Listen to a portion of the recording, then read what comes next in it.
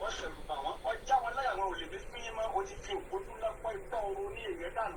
ọmọ adéyẹmọ tó wọ́n bá tiẹ̀ ọmọ bọ́ọ̀lù wọn máa lè ìwọ náà bí bàbá ṣe lójú àṣìkò bí àbá ṣe sí ẹja fọ kí ní bẹ nínú ọ̀gá ọmọ adéyẹmọ ti dún mọ̀wúrú bí ọ̀pá ni kò pani bí ọ̀bá ní pani kó yé dún mọ̀wúrú Sunday ọmọ adéyẹmọ ó ti di bí àná yìí yé ẹjẹ ọmọdé ń gbé ewé kókò tó bá lè bí ọmọ bẹ́ẹ̀ tó bá fẹ́ fọyà kó máa fọyà gbèrègbèrè sàǹgbọ́ọ̀rọ̀ máa fọ́ọ̀kù ẹni bá wọ pé ọmọ adéyẹmọ ti di bí àná yìí ìgbé òòṣà yé orí ìlà pé ọmọ Yorùbá ń kàtàtà àwọn ọkùnrin náà ó ṣeun bẹ́ẹ̀ lọmọ bọ́ọ̀lù ìwọ wọn pàtàkì nípa ìsìn Sunday ọmọ adéyẹmọ wọn pàtàkì nípa ìsìn I just started.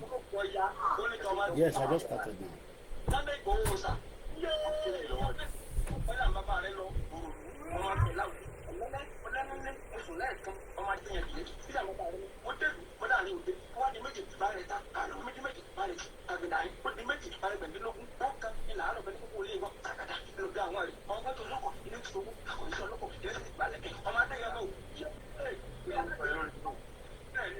yé Sunday òpèrè olùsàmà fún ogun ní nánilógún ògùn ló ní ilé àárọ̀ ògùn ni wọ́n fi jagun yé ìtẹ́wọ́njẹ́gbọ̀gùn òjì ẹjẹ́ nílẹ̀ wọn lóògùn ònà Sunday ọmọ adéyẹmọ ìgbòho òrìṣà ló ní ilẹ̀ Yorùbá òmìnira dandan ni ọ̀pọ̀ agbọ́ ẹ̀ṣẹ́ ìlànà lọ́dún mọ́lẹ̀ ìyẹn mọ́ ẹ̀lú ọmọ adéyẹmọ ò dákùnmọ́ làwọn oníṣẹ́ ẹ̀tọ́ kálukú mọ̀ fi dùn wọ́n orí kálukú ló gbé ọdẹ kò tó dùn wọ́n á máa gbọ́ gbogbo ọmọ Yorùbá ṣàṣà ẹni tẹ́wá lóye ẹja fọwọ́pọ̀ káàkiri ẹni tó wá iṣẹ́ káàkiri lárugẹ gidi ni ẹni jù wọ́ wọn ò dùn ẹjọ́ ròdù lọ sí ibà méjì kọ́ ẹni tó wá fi sára yàtọ̀ sí ẹni tó ra wọn Sunday ọmọ adéyẹmọ tó tẹ̀lé tiwa akọni tiwa akọni jagunjagun ọkùnrin tararara pọ̀dọ̀kẹ́lẹ́ ọmọ adéyẹmọ wọn máa gbọ́ fẹ́ sàkóso fún wọn ni ẹni tó bá ní kó ògùn ní kékeré fún wọn fọwọ́ náà wọ́n síra wọn wọ́n ní kàkọ́ máa ṣe àrùn nígbà ìmọ̀ tí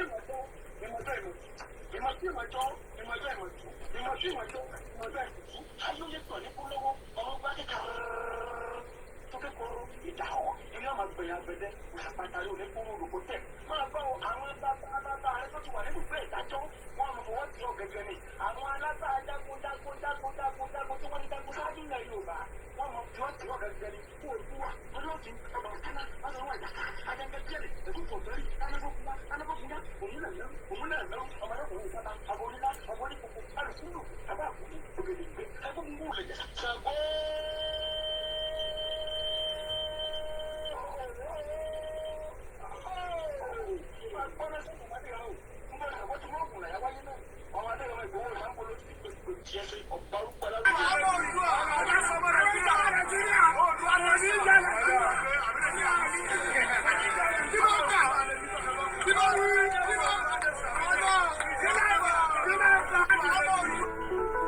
Ọmọ Ìbàràpá lápapọ̀ ẹ̀jẹ̀ àdúpẹ́ lọ́wọ́ àti ọmọ Yorùbá lápapọ̀ kílẹ̀ tó kó ẹ̀mí àbọ̀ ẹ̀bá nǹkan mọ́ Adéyẹmọ. Ṣí Sunday Adéyẹmọ Ìgbòho orúkọ ńlá tí ń jàmọ̀ láyà bí àrá orúkọ tó ń dẹrù bó lórúkọ gan-an. Ọmọ Yorùbá ẹ má sùn o torí pé bùrà a kò lè fojú kégbodò láyé. Títa ríro lẹ̀dá ń kọlà wúrà tó máa dán àlànà kọjá dandan o. Ọ̀gbọ́n ìrìn ní má bẹ̀rẹ̀ wọ̀nà ẹ̀dá kan lè ṣí bá lọ́nà mọ́ ẹjẹ́ àtìmọ̀ṣọ́ kan ká lè dire. Ẹ̀jẹ̀ àjọ gbárùkù ti Sunday Ìgbòho ṣá ọmọ Ìgbòho mọ̀rẹ́ nílùú Alágbàdo Òde ọmọ atagbẹ̀tẹ̀ wọnú omi ọmọ gègèrè wodò sọ̀yà ìsọ̀yà ò rẹ́ràn bàbá yín láàrin ìdí omi kò sì náà ń kán sí yín lẹ́nu.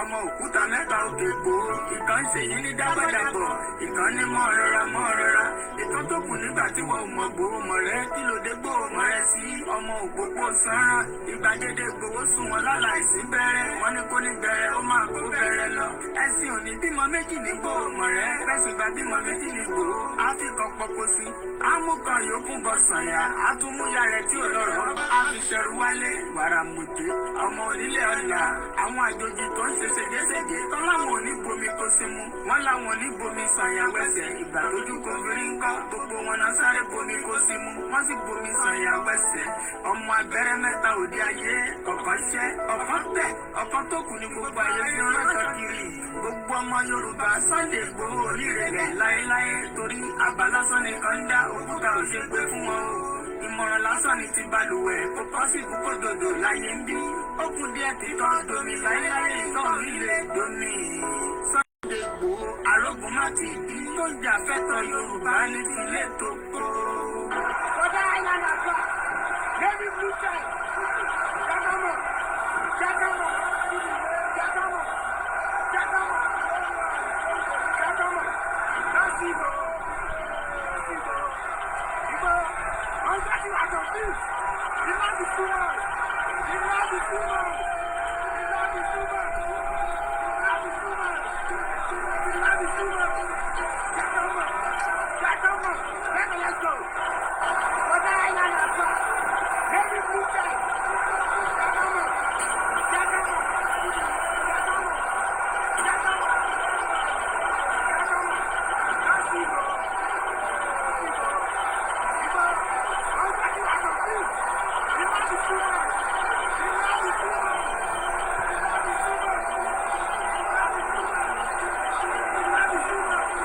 the land is too much, the land is too much, the land is too much, the land is too much, the land is too much,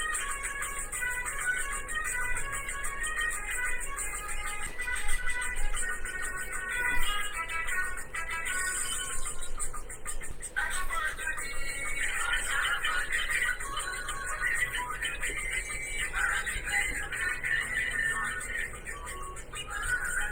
Jákámọ̀,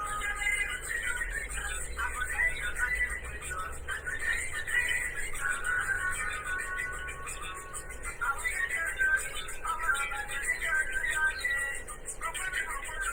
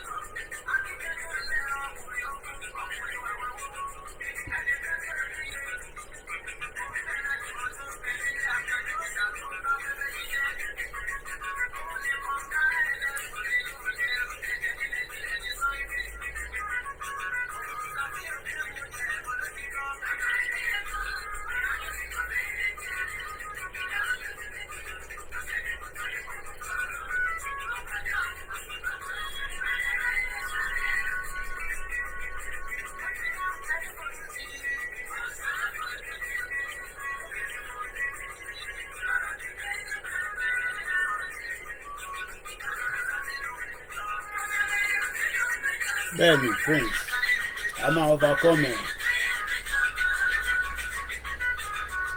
Mo kí gbogbo alẹ́ nǹkan ṣe káàbọ̀ sórí ìkànnì wa. Ẹ ká kí olóyè dáadáa. Ẹ ká kí olóyè dáadáa.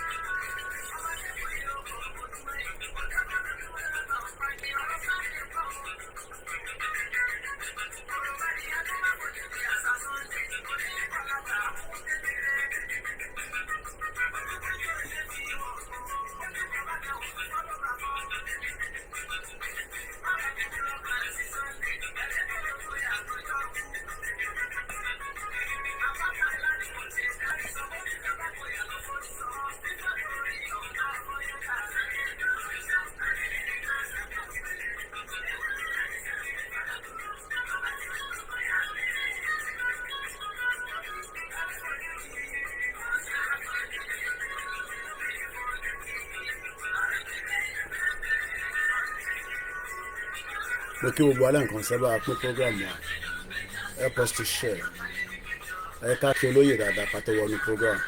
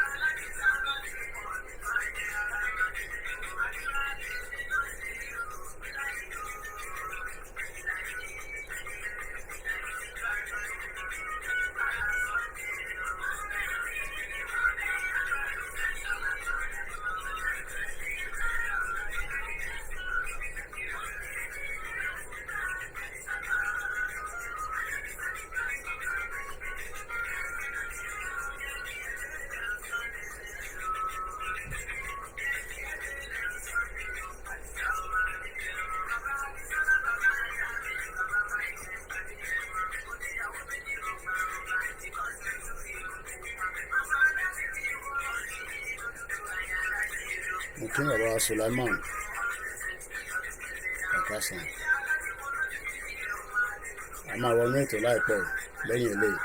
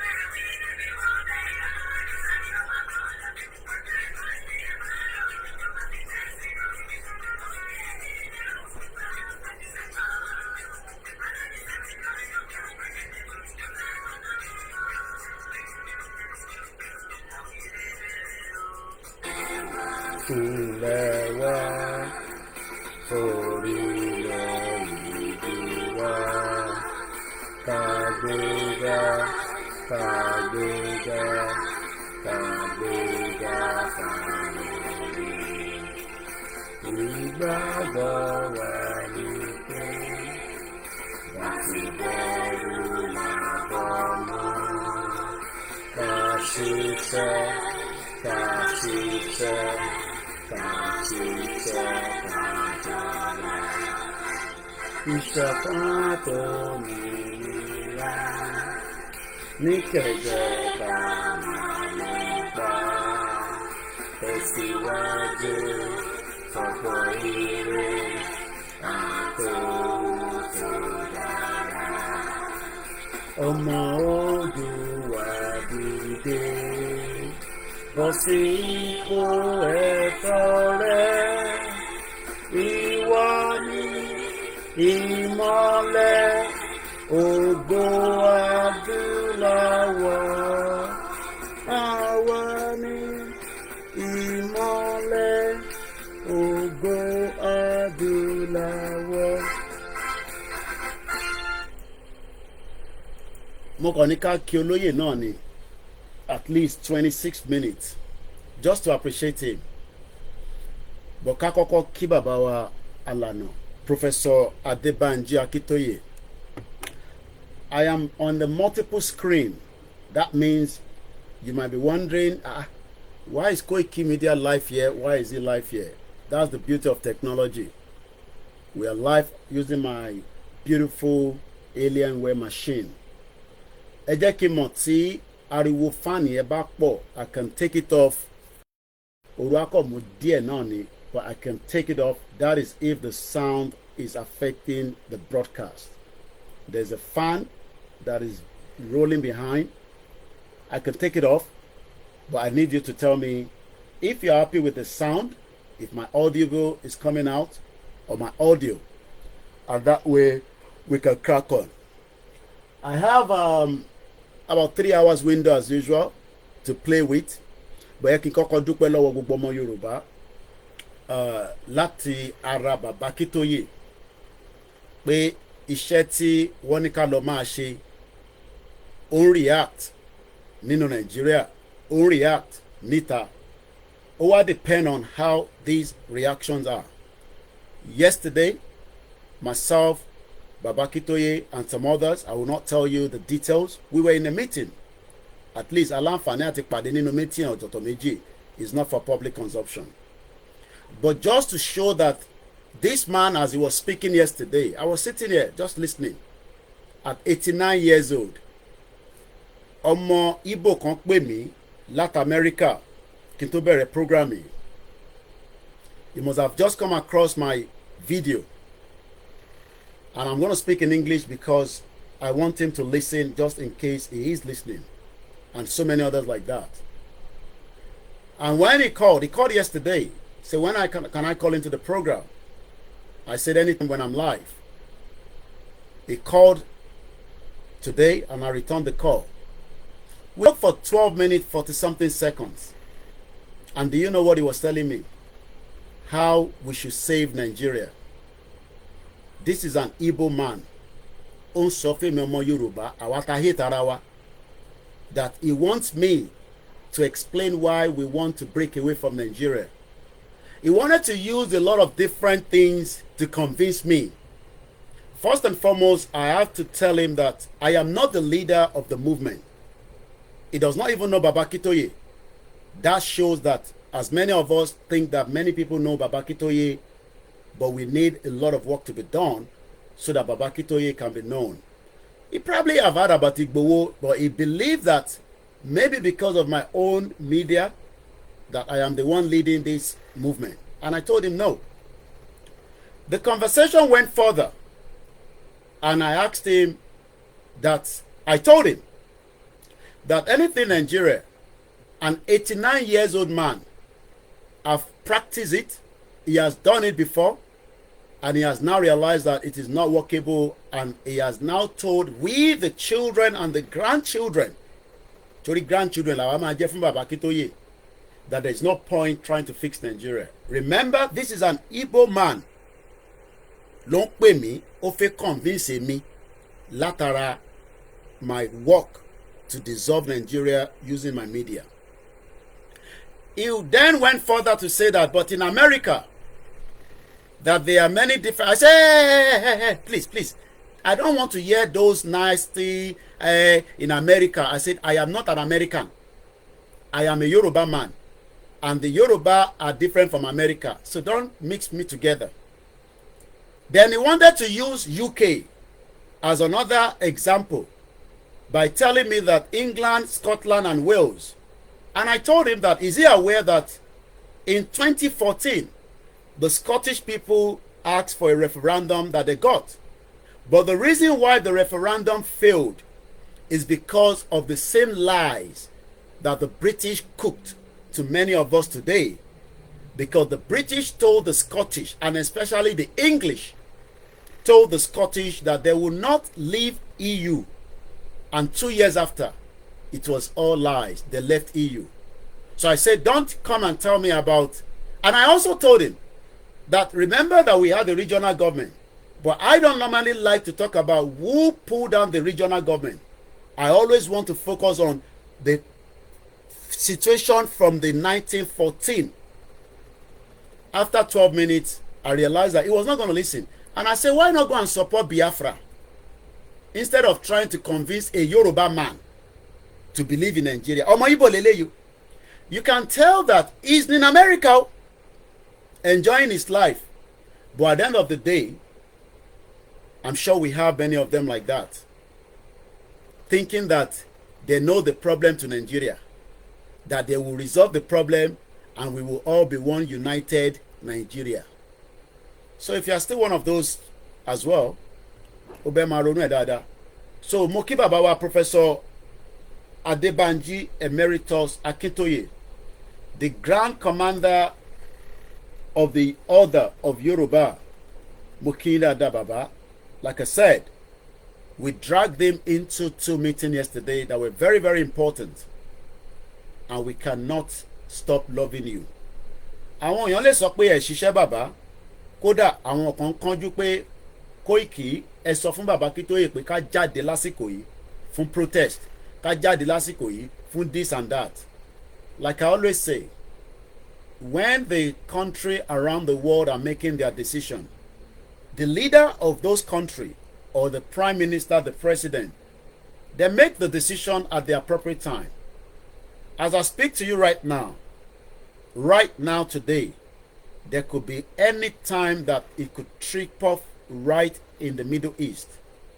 Our prime minister, Keir Starmer, spoke to the Iran president, and Iran president sọ pé àwọn ní right láti defend ara wọn látara ẹni tí Israel pa sílùú wọn tó jẹ́ kan náà wọn Hamas.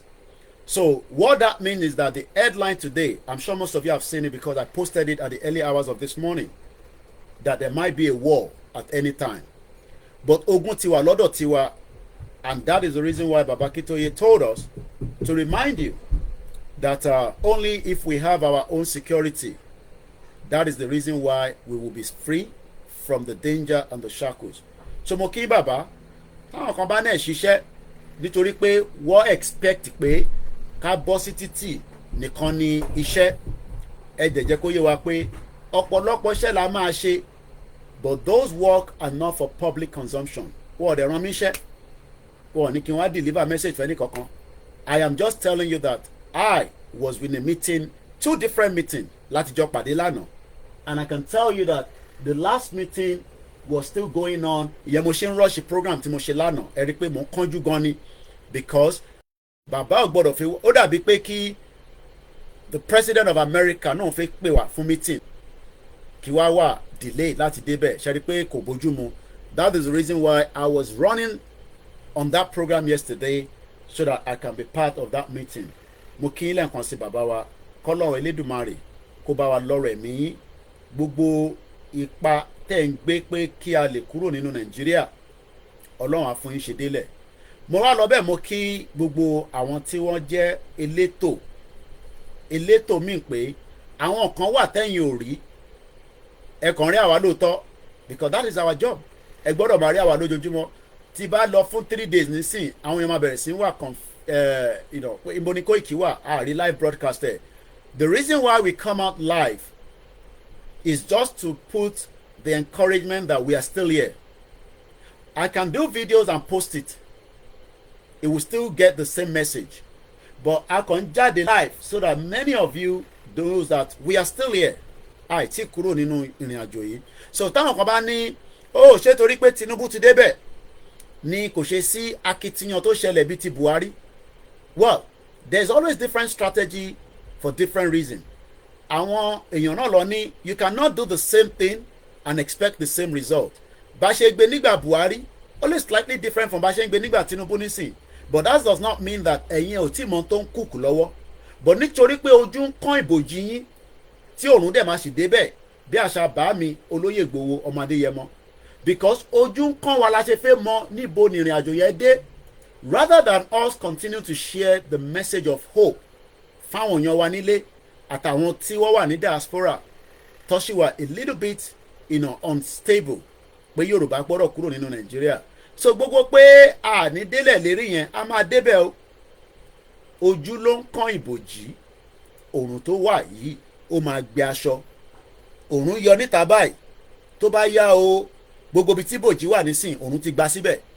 Òòrùn jẹ́ nǹkan tó ní ẹ̀mí nínú ẹni bá mọ òòrùn agbára tí Elédùmarè Ọlọ́run ọba tó dálé ayé tó gbé sí òòrùn lára kò sí nǹkan tí kò lè affect.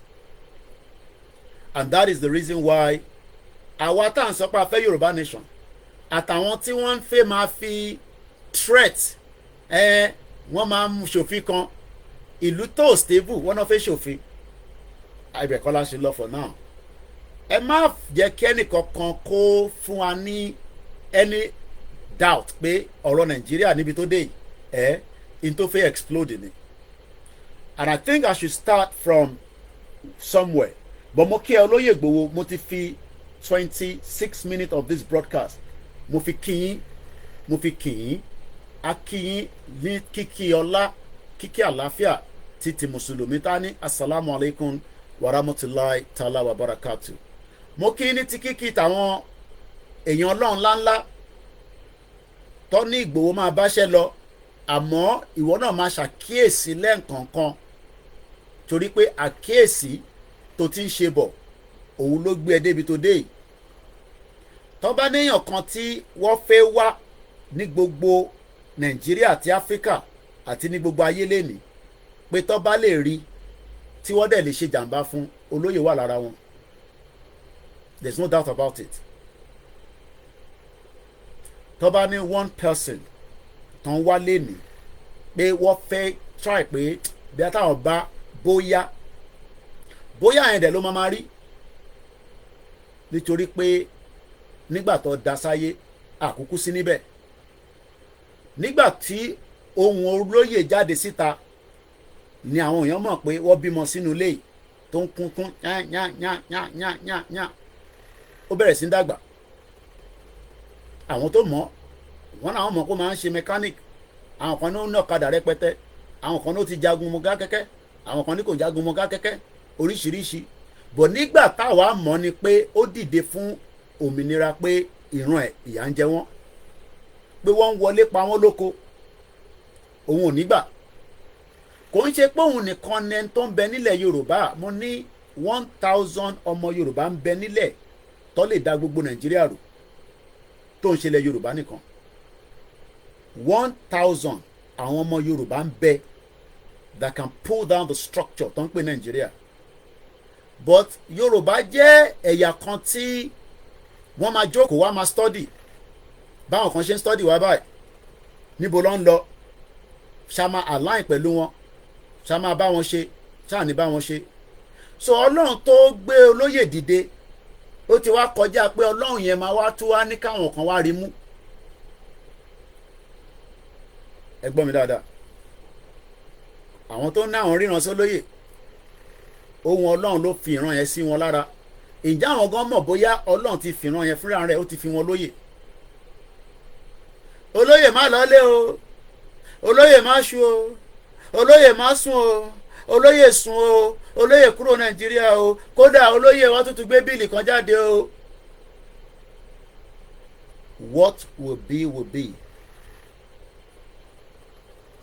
In tó bá máa ṣẹlẹ̀ sí Ìgbòho Elédùmarè ló máa ṣẹlẹ̀.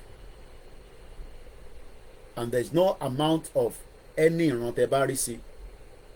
Òun fúnra rẹ̀ gan-an ó ní bó Ọlọ́run ṣe ń communicate pẹ̀lú òun náà.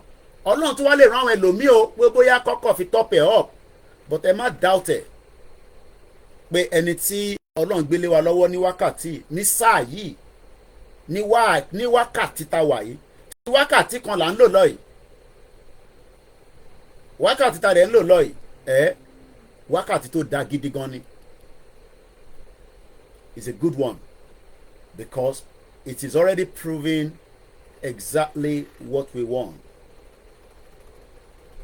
Okay, ìyá mi beauty àmọ̀ pé ní they have cancelled the law but they cancel ẹ̀ kò àwa kọ́ ló ń bá wí bí àwọn málà tó ń gbé flag Russia kiri ló ń bá wí àwọn ò tí gbé flag síta àìdẹ̀ tí lọ rí flag mọ́bì kankan torí àìtí dé stage yẹn.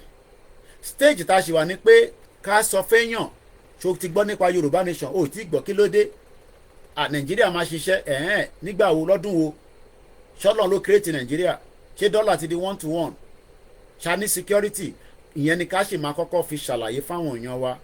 Later on ó ṣeé ṣe ká bọ́ sórí area míì ó tún ṣeé ṣe ká tún padà sí area kan again because nínú ìrìn àjò yìí dialogue máa wà nínú ẹ̀, dialogue ó ṣe máa jáde. Kódà wọ́n ti fi ń tọ́ wa pé Koiki ó ṣeé ṣe kó tún pè yín o torí wọ́n fẹ́ pè yín ẹ mọ̀ páwọn kan á máa rí mẹ́sẹ̀gì yẹn but ẹ má gbà fún wọn. Ó ṣeé ṣe pé kó pè yín because wọ́n á fẹ́ pè pípè wá póríṣiríṣi.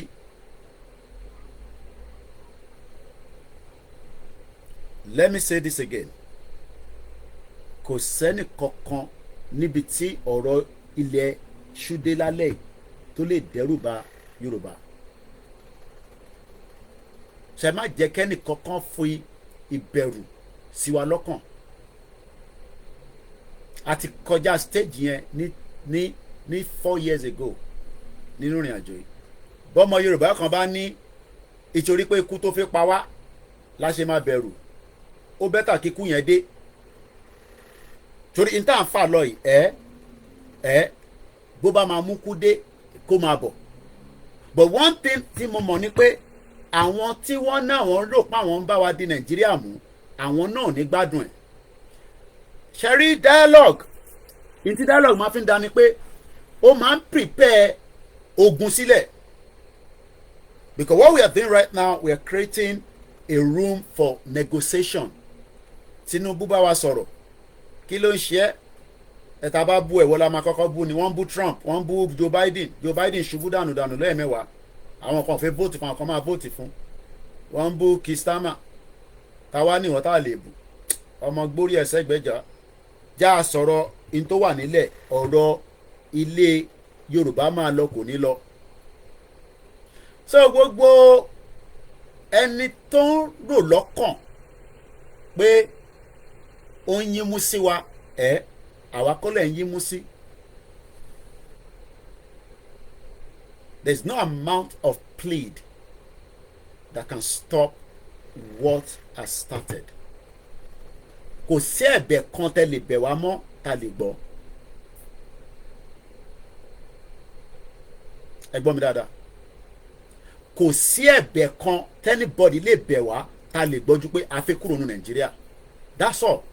Bá anybody jà bínú sí anybody lọ bá anybody kàn sọ pé ní gba ẹ̀bẹ̀ kankan ju pé kólúkálukú máa lọ.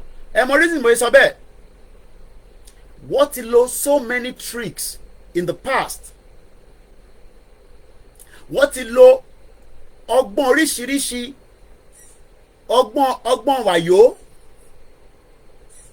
Ẹ calm down ẹ ṣe sùúrù kódà a máa gbófin kan jáde o tó lè tì í mọ́lé o fún 20 years àṣà wà ní kọ́kọ́ tẹ̀ la fẹ́ lọ sí prison.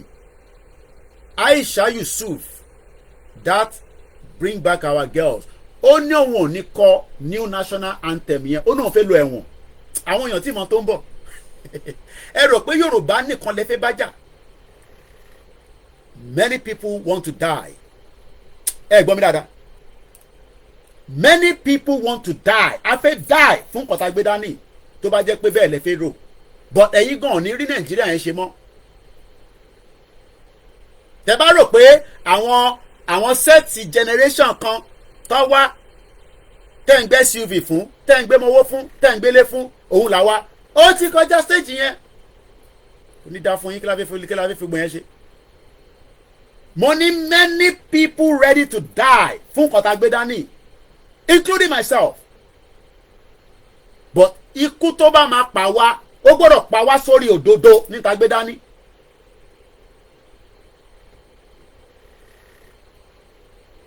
Bí ẹ̀rọ péré là ń ṣe. A ní kẹ́ fi room sílẹ̀ ká negotiate. Ẹ ń rò pé Britain ò lè ṣe nǹkan kan, ìlú wọn lèmi wà, mo ń sọ pé wọ́n lè ṣe nothing.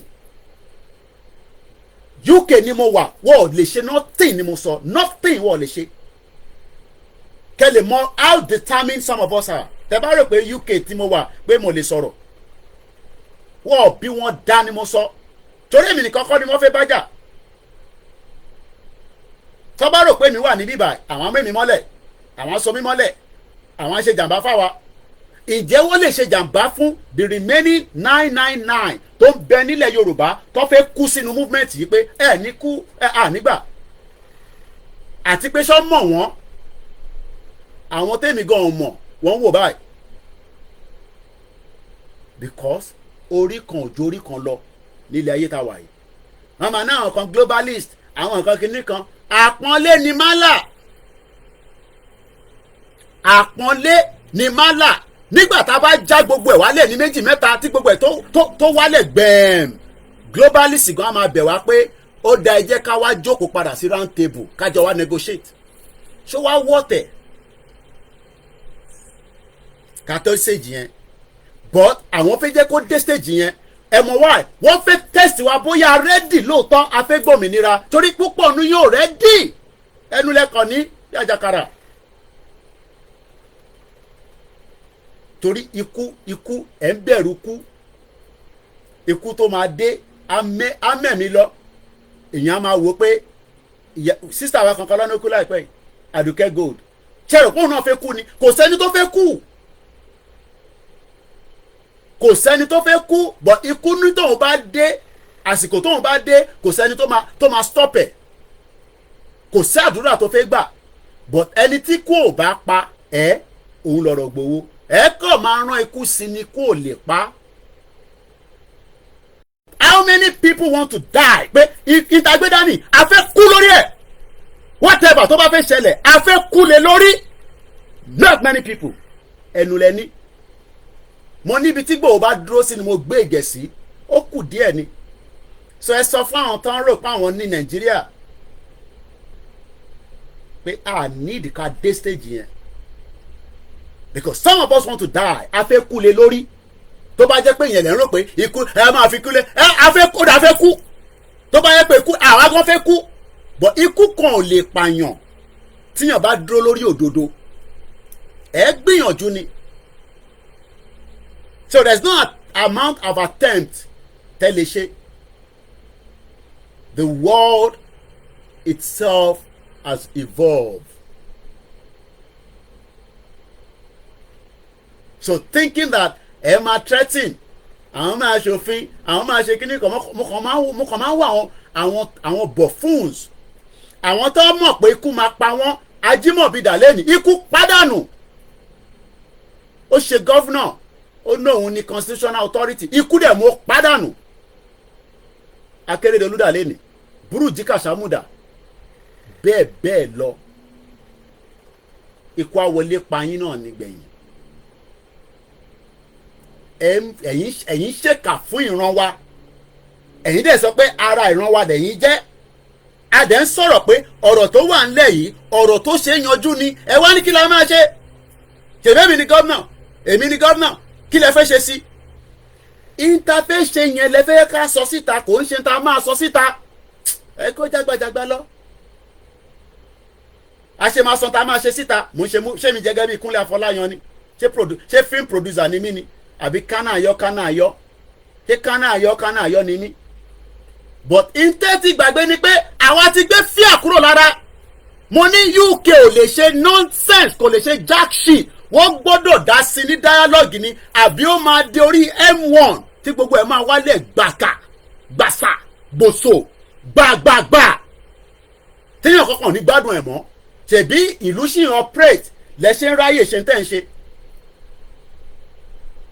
ìlú sì ń operate ni torí pé people are ready to die torí pé ìkànnì yìí ẹ̀ ń fẹ́ bí pa àwọn èèyàn nínú location tí kò ju how many square meters tàbá ní ká bẹ̀rẹ̀ sí plot gbogbo ẹ̀ tó dẹ̀ ní gbogbo tó lè tọ́ba ní kó máa yọ òróró kọ̀ọ̀kan nínú tó wà ní resources fún ilẹ̀ Yorùbá ó tó gbogbo wa máa jẹ títí tí ẹ̀mí yẹn máa fi dé kí lẹ wá sá fún òkú fún ikú ò lẹ wá sá fún because interface jẹ yẹn àwọn kan wá jókòó lé lórí ọba wa gbé góòlù sọ́wọ́ góòlù rẹpẹtẹ agbésọ́rùn aráàlú dẹ̀ ń jìyà àwọn èèyàn dẹ̀ ní àwọn iṣẹ́ ọba lé wa lórí àwọn olóṣèlú rí pé ebi ń pa àwọn èèyàn ẹ̀ ń tọ́jú owó kí lẹ fẹ́ fowó yìí ṣe kí lẹ máa fowó yẹn ṣe kí lẹ fẹ́ fi owó tẹ̀ ń tọ́jú pamọ́ yẹn what is the purpose of the money when millions of people owó tówó tó yẹ pé tá a bá lọ sí Costco a lè ní a fẹ́ ra gbogbo Costco a fẹ́ ra gbogbo Walmart a fẹ́ kó lọ sílẹ̀ Yorùbá kébí má tẹ̀ pa àwọn èèyàn wa ẹ fẹ́ bí pọ́nmọ́ Yorùbá ẹ wá ní àwọn onílẹ̀ òní dìde wọ́n máa dìde ẹ̀yin follow instruction àwọn olórí burúkú international community against a life of millions of people tí à ń jẹ ẹ̀ ń follow protocol of IMF World Bank àwọn bomb bastard ẹ̀yin follow protocol wọn in making our people to become poorer on a daily basis gbogbo tẹ́lẹ̀ omi ń ta lórí gbẹ́ kò tó 1,000 naira ẹ̀yin wá ń ṣọlá ẹ̀ ń ṣọ̀rọ̀ ẹ̀ wá ní ká ẹ̀ sọ fún wa pé ká fuck off ebi indirectly tẹ́ ń sọ fún wa ní pé ká fuck off mo dẹ̀ ń sọ fún yín pé ní fuck off gbogbo wa jọ máa fuck off together ni ká fuck off yẹn gbogbo wa pátá every single one of us but kò ń ṣe ní bóyá kíá báyìí mọ́ torí nígbà tá à ń fẹ́ ní kíákíá púpọ̀ ní sọ pé ẹ̀ tí rẹ́dì so olóyè ò ní dá yín lóhùn bóhùn yín kẹ́ ríran sí bóhùn yín kẹ́ má ríran sí kò ní time fún anybody nísìn time tó ní nísìn ni pé kó wà pẹ̀lú ìyàwó àtàwọn ọmọ ẹ̀ that's all tàbádẹ́ nídẹ̀ olóyè ṣàlàfíà lẹ́wà ṣé gbogbo ẹ̀ wà okay that's fine olóyè ẹ bá ń kí mọ́mì kan olóyè mọ́mì kan sunkún wọn náà gbọ́pọ̀ máa mú yín kò sẹ́ni tó máa mú olóyè kò sí ẹnì kankan tó fẹ́ mú olóyè tètè bá ní wọn máa mú olóyè ọ̀la lẹ máa mú kò bomb bastard we are dealing with criminals set of politicians in Yoruba land today àwọn jẹgúrújẹrá àwọn fẹ́ ṣe birthday in the midst of poverty ẹ̀yin fẹ́ máa ṣe birthday ẹ̀yin fẹ́ máa ṣe yàtàlà yòtòlò pẹ̀lú owó wa constitution project àbí kí lẹ ṣe máa ń pè you've told us that we are stupid but adé sọ fún mi pé are stupid mọ́ but stupidity yẹn ẹ fẹ́ kájọ play ẹ fẹ́ ká jàbí tẹlẹ́dẹ̀ àwọn àníbá ń jàbí tẹlẹ́dẹ̀ torí pé abábá ń jàbí tẹlẹ́dẹ̀ gbogbo àjọ máa rọ́ sínú mọ́ọ̀dì yẹn ni àwọn àjọ máa yí nínú ẹ̀ no ọgbọ́n làwọn afẹ́ fi jà ọgbọ́n tá a fẹ́ fi jà yẹn la ti ń ṣe lọ́yìí create awareness educate people and prepare the minds of the people that's all we are doing. èèyàn á parí yunifásitì NYSC á wá lọ sí ilé ṣọ́ọ̀pù tó ń pè ní POS ṣẹ́yìn mọ̀ pé POS ló ń pè ní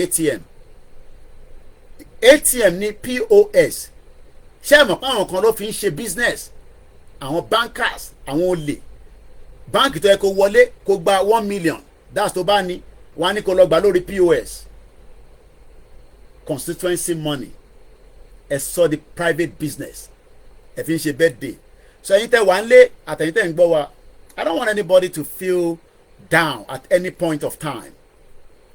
The right thing is that we are campaigning for something. So campaign ò dẹ̀ ń tán àfi tá a bá débẹ̀. So tíyàn kan bá rò pé campaign yẹn kò rí bó ṣe rí nígbà Buhari, strategy mi ni. That's as simple as that.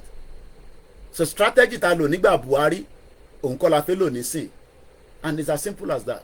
Ẹ tó bá wá ní bọ́ sójú títì, but you are not doing it on our own. Ìwọ náà ní right.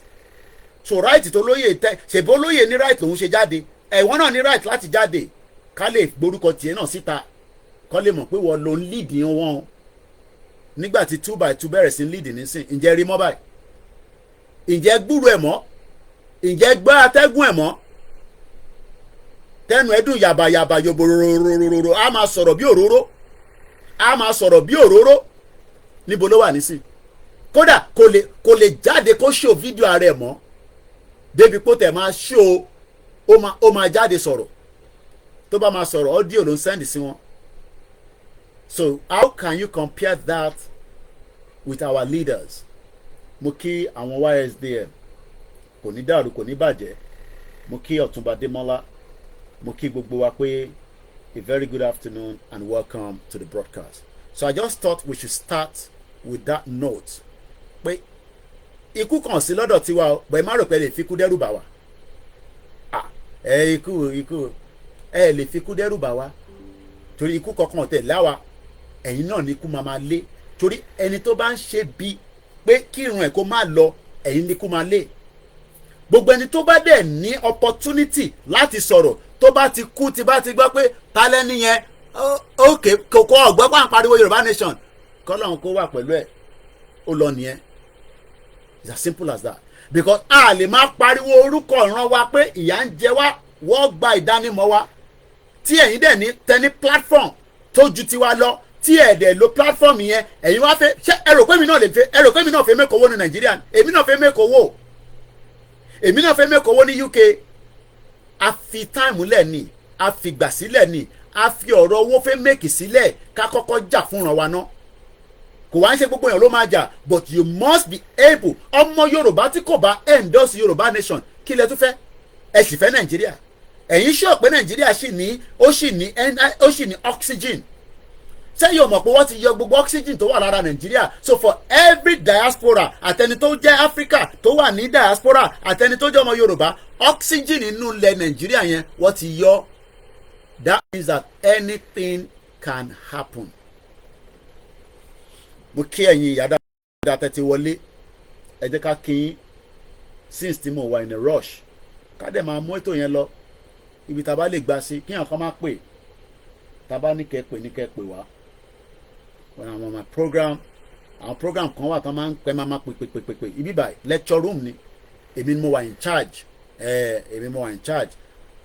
Tó bá dẹ̀ wá fẹ́ ìtàn sọ níbí báyìí, kódà o ní right láti walk away. Má bú àwọn tajọ jókòó síbí. A fẹ́ràn Nàìjíríà débi pé ti bá rí comment máa bú ẹ, máa bú bàbá ẹ, máa bú yẹ ẹ mú lẹ́kọ̀ọ́ bẹ́ẹ̀ ni.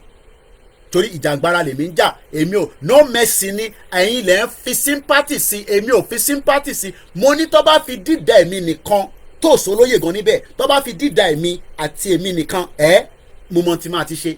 Gbogbo eléyìí tá ti ń fà látijọ́ àti fàdébì kan ẹni máa kú ẹni máa yé inú gbogbo wa ni, gbogbo ọ̀ níjọ gbádùn ẹ̀. But àwọn tó wá ní ọgbọ́n tán ní ìmọ̀ bíi bàbá Akíntóyè àti Ìgbòho wá ní wọ́n má jẹ́ ká ṣe yẹn o. Mídíà ni ìwọ kì í ṣe warrior. Mo ní bẹ́ẹ̀ ni, mo ní bọ́ mo lè lọ train bọ́ ṣe ń yìnbọn. Àfẹ́wò má mọ̀ bọ́ ṣe ń yìnbọn.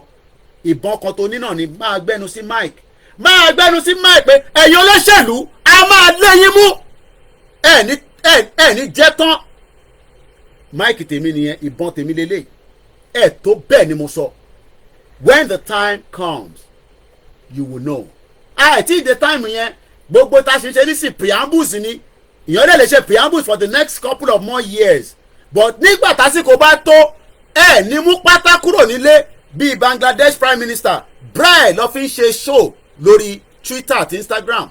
Pátá yín a máa nà síta báyìí pé pátá gọ́vnà Dàpọ̀ Abíọ́dún lélẹ́yìí o, pátá Ṣèyí Mákindé lélẹ́yìí o, bra ìyàwó Ṣèyí Mákindé gbogbo ẹ̀ la máa kọ́ sí títì tá máa nà síta. when the time comes security yóò ní lè save yín, àwọn onílẹ̀ òní wá save yín, gbogbo ètùtù tó bá ṣe fún yín pátá torí pé ẹ ti dalẹ̀ àwọn ọmọ Yorùbá lílé àti láyé àti lọ́run tó bá jẹ́ pọ̀run bá wà, torí èmi ò débẹ̀ rí, àwọn tó débẹ̀ gan mo mọ̀ bí wọ́n padà.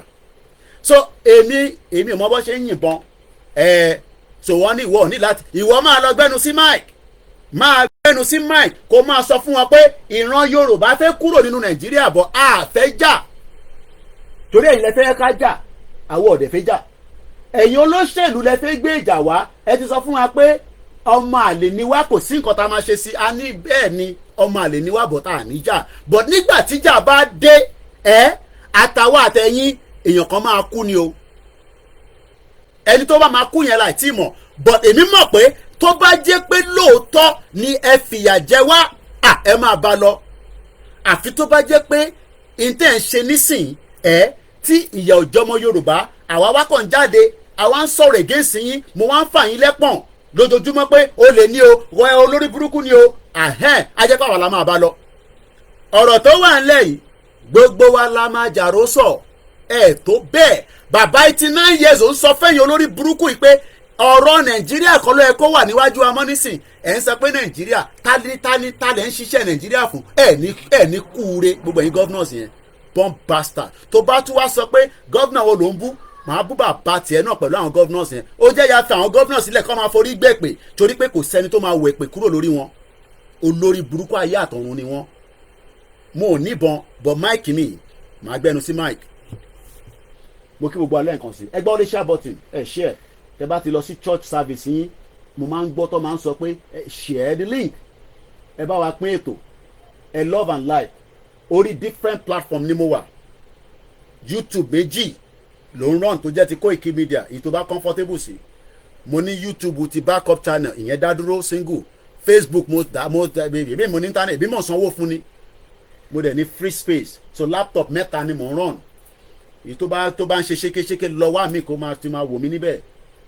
Tí n bá kí gbogbo ọ̀mọ̀ kí ìyá tó bí mi káàbọ̀ sórí ètò, ìyá dáadáa, ìyá tó dúró tọmọ ẹ̀ bẹ́ẹ̀ bá lè mú òun gan nígbà fún yín ẹ̀yin tó ń pè lábẹ́ amọ́ nìyẹn, ẹ̀yin olùṣọ́ lórí burúkú dẹ̀ máa gbìyànjú ni. Jésù Kristi mo dúró tì lẹ́yìn báyìí, Ànábì Muhammad sallallahu alayhi wa sallam mo dúró tì, Bible mi ló wà lókè yẹn. Mo tẹ̀ rántí ìgbà tó fún mi ní Kùránì. Mo kí gbogbo àwọn Muslim Association of Nigeria, àwọn ìyá dáadáa, àwọn ìyá tó dá mọ̀, àwọn ìyá Kóìkì má gbà fún wọn, Kóìkì má gbà fún wọn. À ń fi Quran a fi ń ṣàdúrà fún ẹ pẹ̀lú gbogbo èyí tẹ́ gbé Yorùbá Nation dání, wọn ò ní mú yín, tó bá máa mú yín àwọn ọmọ wọn ló máa mú, àwọn ọmọ wọn tó ń mu drug káàkiri, tó ń ṣe yahoo tó ń jalè. Mo sọ fún yín pé méjèèjì lè ní lò mẹ́tẹ̀ẹ̀ta, torí mo ò lè ka Quran yẹn lóòótọ́ ní Arabic, dẹ̀ máa wá sọ pé àwa kọ́ la lè sin o, máa careful wọ́n tó máa comment bẹ́ẹ̀. Muslim ni mí, ibẹ̀ lọ bí mi sí, má bu Islam lórí pla, ó lè lọ sí ṣó ẹlòmíì torí pé mo ti sọ fún yín pé ọ̀rọ̀ ẹ̀sìn kọ́ la gbé dání. Bàbá tó bí mi aláàjì ni, ó ṣe fún àwọn babaláwo, ó ṣe fún kìrìsìtẹ́nì, ó ṣe fún mùsùlùmí tó fi kú kò bàjẹ́. So máa wá sọ fún wa nísìnyí pé ìran Yorùbá à ń ṣe Christian kìnnì kan ni wá à ń ṣe Muslim, leave that alone. Èyí tó pọ̀ ẹ́ ni pé Yorùbá Nation la fẹ́ gbà, má condemn Christian, má condemn Islam. Bible mo lè kà yẹn torí English ni, Quran English mi wà nísàlẹ̀, mo gbé yẹn wá láti Nàìjíríà ní 1998 pẹ̀lú tẹ̀sùbà 1000 nígbà tá à ń fa tẹ̀sùbà, Ọlọ́run jẹ́ ká ṣe ráyè máa fa tẹ̀sùbà. Pharaoh dream mo kàn ṣe lè ní o, Genesis 41:12 Pharaoh dream, wọ́n ní Pharaoh lálà àbí ẹ ká kà á díẹ̀. Then it came to pass at the end of the 2 full years that Pharaoh had a dream, and behold, he stood by the river. Suddenly there came up out of the river 7 cows ahead. Ó dà pé ìtàn tí Egypt kọ lélẹ̀, tán ní màálù méje tó lómi lára, méje kan tún máa ní ó máa gbẹ, ó dà pé òun náà ni mo ṣe Christian religious knowledge nígbà tí mo wà ní secondary school mo sọ pé torí pé mùsùlùmí ni mí ìjẹ́ ẹ̀sìn kan ni mo gbé dání ìjà òmìnira ni ẹ̀yin lẹ máa bá lọ ẹ̀yin olórí burúkú bomb bastard ẹ̀ ní ṣoríire.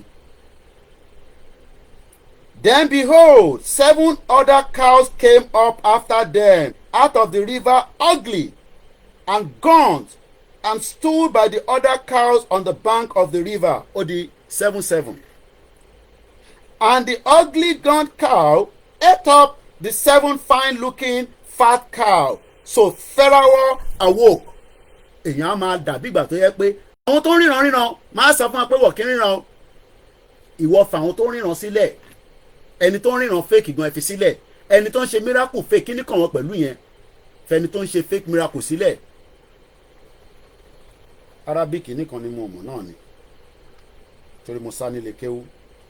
Bọ̀ mo ṣàwọn páwọn àwọn màmá dáadáa tó fún mi lélẹ̀ kò ní bàjẹ́ fún yín àwọn Muslim Association of Nigeria ọdún tó ti pẹ́ lọ́ ti fún mi lélẹ̀ mo ní sọ ìdí tó ṣe fún mi nígbà tó fún mi so ẹ jẹ́ n gbé padà síbi tó wà ó tẹ̀ tí ń ya níbí ìbà ìgbésẹ̀ mo kí gbogbo alẹ́ nǹkan sí 7 cow ìkan 7 ẹ mọ Pharaoh dream yẹn ó dà ń pò wọ́n ni tó fi tí ẹ ṣáà ti mọ̀ tán yẹn ẹ bá dẹ̀ mọ̀ kẹ́ má wọrí mi pẹ̀ àwọn tó mọ̀ ti mọ̀ mo kí gbogbo alẹ́ nǹkan sí mo kí àwọn ìyàwó mi mo kí àwọn ọmọ Oòduà wọ́n wà ní sálẹ̀ wọ́n ń ṣeré pa wọn ìyá tó wá sókè ní sani dad have you finished mo ní mo ṣe bẹ̀rẹ̀ ni when are you gonna finish mo ì tí mọ̀ kí ló mo jẹ́ lówó ni now mo kí gbogbo wa kí n check WhatsApp mi kí ló wà ń bẹ̀ mo ń ṣe Instagram lórí ẹ̀ mo lè check ẹ̀ Ọkọ̀yà bí a ti bá ṣe tán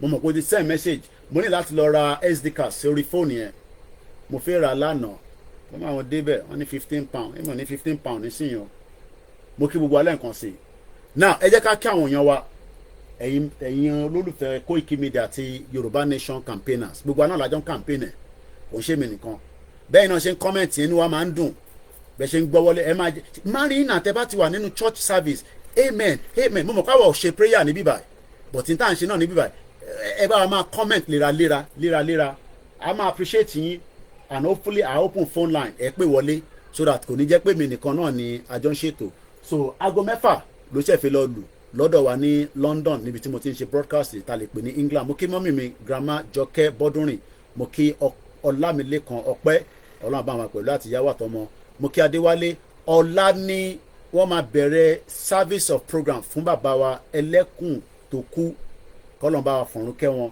kọ́lọ́n bá wa foríjì wọn gbogbo àṣìṣe wọn láyé kọ́lọ́n bá wa parẹ́ gbogbo ẹni tó bá lè support wọn àwọn family àwọn mọ̀lẹ́bí èmi ò mọ̀ wọn but ẹ jọ̀ọ́ ẹ support family yẹn kọ́lọ́n kó jọ nínú ọlẹ́ gbogbo iṣẹ́ tí bàbá yẹn ṣe pé kíran Yorùbá kó bọ́ kó bá wa deliver message yẹn ní kíákíá àwọn tí bá wa gbé message yẹn lọ nìyẹn kọ́lọ́ bá wa deliver lọ́hùn so mo kí bàbá wa Adéwálé Yusuf Adéníjì like I say we are streaming on multiple channels but it's still the same broadcast so in case tó bá look like ó double lọ́dọ̀ yín ẹ̀yin kẹ́sà jókòó síbi tẹ́ bá ti wà comfortable mo kí Pastor Mo Rahim Abbas mo kí grandma Adébímpé Awoni mo kí Triple GRS you are talking about Joseph dreams when he was sold to the Egyptian merchant bẹ́ẹ̀ni 7 cows ugly and the 7 fat cows èmi náà mo pass credit mo gbà ní Christian religious knowledge nígbà tí mo wà ní Abẹ́òkúta grammar school àwọn school dáadáa but wọ́n ti destroy gbogbo àwọn schools yẹn kò ní value system kankan mọ́ so as we go into the program mo kí brother mi Jẹ́gẹ́dẹ́ Sunday Mr. Akínrẹ̀mí rántí Abdullahi Isu ẹ má ní sympathy fún Nàìjíríà lórí platform mi o tẹ bá ń ṣe Yorùbá Nation tí bá post nǹkan kan tó bá ní ya Mr. Koiki ṣe wá post ilé mo ṣe ń blocking yẹn kò sí tó kàn mí wàá máa wá mi káàkiri ni no but èmi ò fẹ́ ká ní sympathy fún Nàìjíríà ṣẹ́rí tá a bá ti ní sympathy fún Nàìjíríà kò ní jẹ́ ká débi tá à ń lọ lóòótọ́ yìí tẹ wà nílé there's little you can do right now but tẹ́lẹ̀ ṣe ni pé ẹni tẹ bá sọ fún tó bá gbọ́ ẹ walk away ẹ má kó lágò mọ́ yín lórí in tó máa làgò mọ́ lórí ó fẹ́ dé tán bẹ́ẹ̀ ni mo sọ fún yín ṣẹ́rí gbogbo àwọn tó ń fi rẹ́rìn ládùúgbò tó dàgbò wọn fi rẹ́rìn wọ́n ẹ̀ tí rí nǹkan kan ṣégè nísìnyí ti mọ̀ so ṣégè yẹn ò ní dọ́dọ̀ ti yín kò ṣe pé bí ò ní pa yín yes ìlú tó ò ṣiṣẹ́ ebi máa pa àwọn èèyàn lówó but the fact that ẹ̀yin ti wà aware nípa problem yẹn tá à ń discuss tá à ń mú wá fún yín ní gbogbo ìgbà àbọ̀rọ̀mọ̀ yẹn nísìn so ẹ̀yin ò ní that kind of feelings púpọ̀ mọ́, but it is hard for money today. Owó le láti rí ní Nàìjíríà. Kódà àwọn tó ń ṣègùn owó gan ọ̀rọ̀ owó le gan láti rí nínú Nàìjíríà nísìn. Ọpẹ́lọpẹ́ diaspora. Ọpẹ́lọpẹ́ ìyẹn mo wá wonder pé sáwọn olóṣèlú yìí ṣé wọ́n ní kú láìpẹ́ yìí torí pé most of them have bulk money. Owó tó ju owó lọ́wọ́ wọn. Ẹni tó lè gbé 1 billion lẹ̀ wà nínú Ogun State tó ń pè ní Yayi. Wọ́n ní gbówó yẹn sílẹ̀. The same thing Londo, the same thing ní Lagos State tó lè fi sọ pé ó da ètò ẹ̀rọ oúnjẹ làwọn èèyàn nídìí nísìn. Oúnjẹ káwọn èèyàn tẹ̀ lè ní okun díẹ̀. Torí ẹni tó bá jẹun, èmi náà ti jẹun, má bi mí pé kí ni mo jẹ. Mo ti jẹun kí tó bẹ̀rẹ̀ program. Omi ni kò máa fi step aside kó lè digest ẹ̀ wálẹ̀. So ẹni tó ò jẹun, ebi á máa pààyàn, àrùn náà á máa lọ. Our people, ẹni tó ń tajà gan kò róúnjẹ jẹ. Owó làwọn èèyàn need kọfí, ebi ń pa àwọn èèyàn. So mo fẹ́ kẹ́ fi sympathy sọ̀rọ̀ Nàìjíríà, especially when you are reading my post. Ìtò bá fi pé ó kù díẹ̀ ká ìwọ walk away, èmi lè mímọ mí ní nǹkan tí mo post. Tó bá yẹ o lè comment, bá fi pé máa reply yẹ. Mo kí bàbá mi Ọláwálé Rahman 1 hour into the program. Mo kí ìyá wa Ọlásùnkànmí or brother wa rather ó rà pọ̀ mọ́ ní picture tẹ̀lé yẹn. Mujib Alájà Olúṣọ̀gá Alájagun ẹ̀gbọ́n wa bàbá wa mo kí yín. Ìgbà míì mo lè máa kí yín kẹrò pé Koiki ọmọ kékeré ni ẹ̀yẹn máa wọrí Yorùbá ló ní kíkí. Just reasoning, many professionals even asking for helps now. I feel for them so much when they are not being given support. Mo kí bàbá Wálé Fádépẹ̀, mo kí gbogbo yín grandma tẹ̀tí wọlé lọ́tún lọ́sẹ̀. Keep the comment coming and I'll pick them as we go into the broadcast. Even though we are running multiple channels, I can tell you that I will pick your comment and I will appreciate you all. So Emma, Emma feel reluctant láti lè comment. Comment kẹ́yìn náà kí wa bàbá wa Fatai, bàbá wa Ṣẹ́gun mo kí yín, and Kabiru brother mi Mr. Sunday. Gbogbo báwa náà ṣe ń jókòó tẹ́ máa ọmọ bí Koiki ṣe ọmọ ọwọ́ fresh o. Èmi náà fẹ́ kẹ́ look fresh but Nigeria ló affect gbogbo wa. Nigeria ni Ọmọbọ́lájí mo kẹ́ ẹ̀ tẹ́ wà lórí Twitter space. Mo dẹ̀ kẹ́yìn tèmi tẹ́tí wọlé. 7 people are listening on the MixLR. They can hear me, they cannot see me. Ìyẹn ni ìjìnlẹ̀ máa fi ń parọ́ pé òun ní FM ní Turkey wọ̀ bíbà bẹ́ẹ̀ dàkọ́ fún ní license. Ẹni tó ní ìwé lọ́ fi fún ní license. So aláwọ̀ bàbá mo kí ẹ dáadáa brother mi kò ní bàjẹ́ fún ẹ. Ògúnmọ́lá Games mo kí ẹ àtàwọn tí ó kù náà lórí program. Bàbá mi Lukman mo kí yín. Ṣé ká máa wọnú ètò yẹn lọ. Mo rí sísítà mi Dr. Kẹ́mi Olúnlọ́yọ̀ top posting kankan. I want to start from there. Ṣẹ́rí Tinubu tó ṣì ń dì sí gbogbo wa pé òun fi fix Nigeria. I told you that Tinubu cannot fix Nigeria, but the benefit of that is that many people think Tinubu can still fix Nigeria, even though majority of us knows that is not going to be possible. Nobody can fix Nigeria at this particular time. Èmi mò ń disconnect election pè padà again.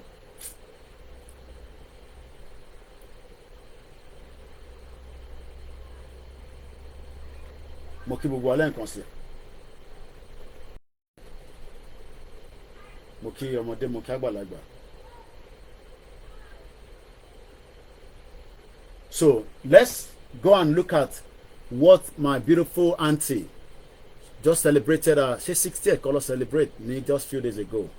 Dr. Oluwakemi Olunloyo. Bàbá ẹ̀ mọ̀wé pani.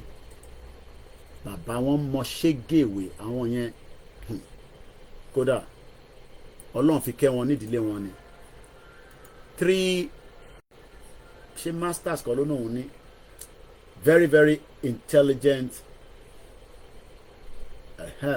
ibẹ̀ láti máa kọ́kọ́ mu àwọn lè má ti believe there's few things I had discussed the last time I spoke to her if I'm right ó dà pa ti sọ̀rọ̀ lẹ́yìn tí mo kúrò Nàìjíríà ní 2021 but a ṣì máa ń DM I don't like disturbing her and she doesn't like disturbing but àwọn kan tó bá mi sọ as a journalist as a senior journalist and a senior PR it's not for public consumption but I've learned so much from her and I've made use of those things that she told me after I went to Nigeria pé Koiki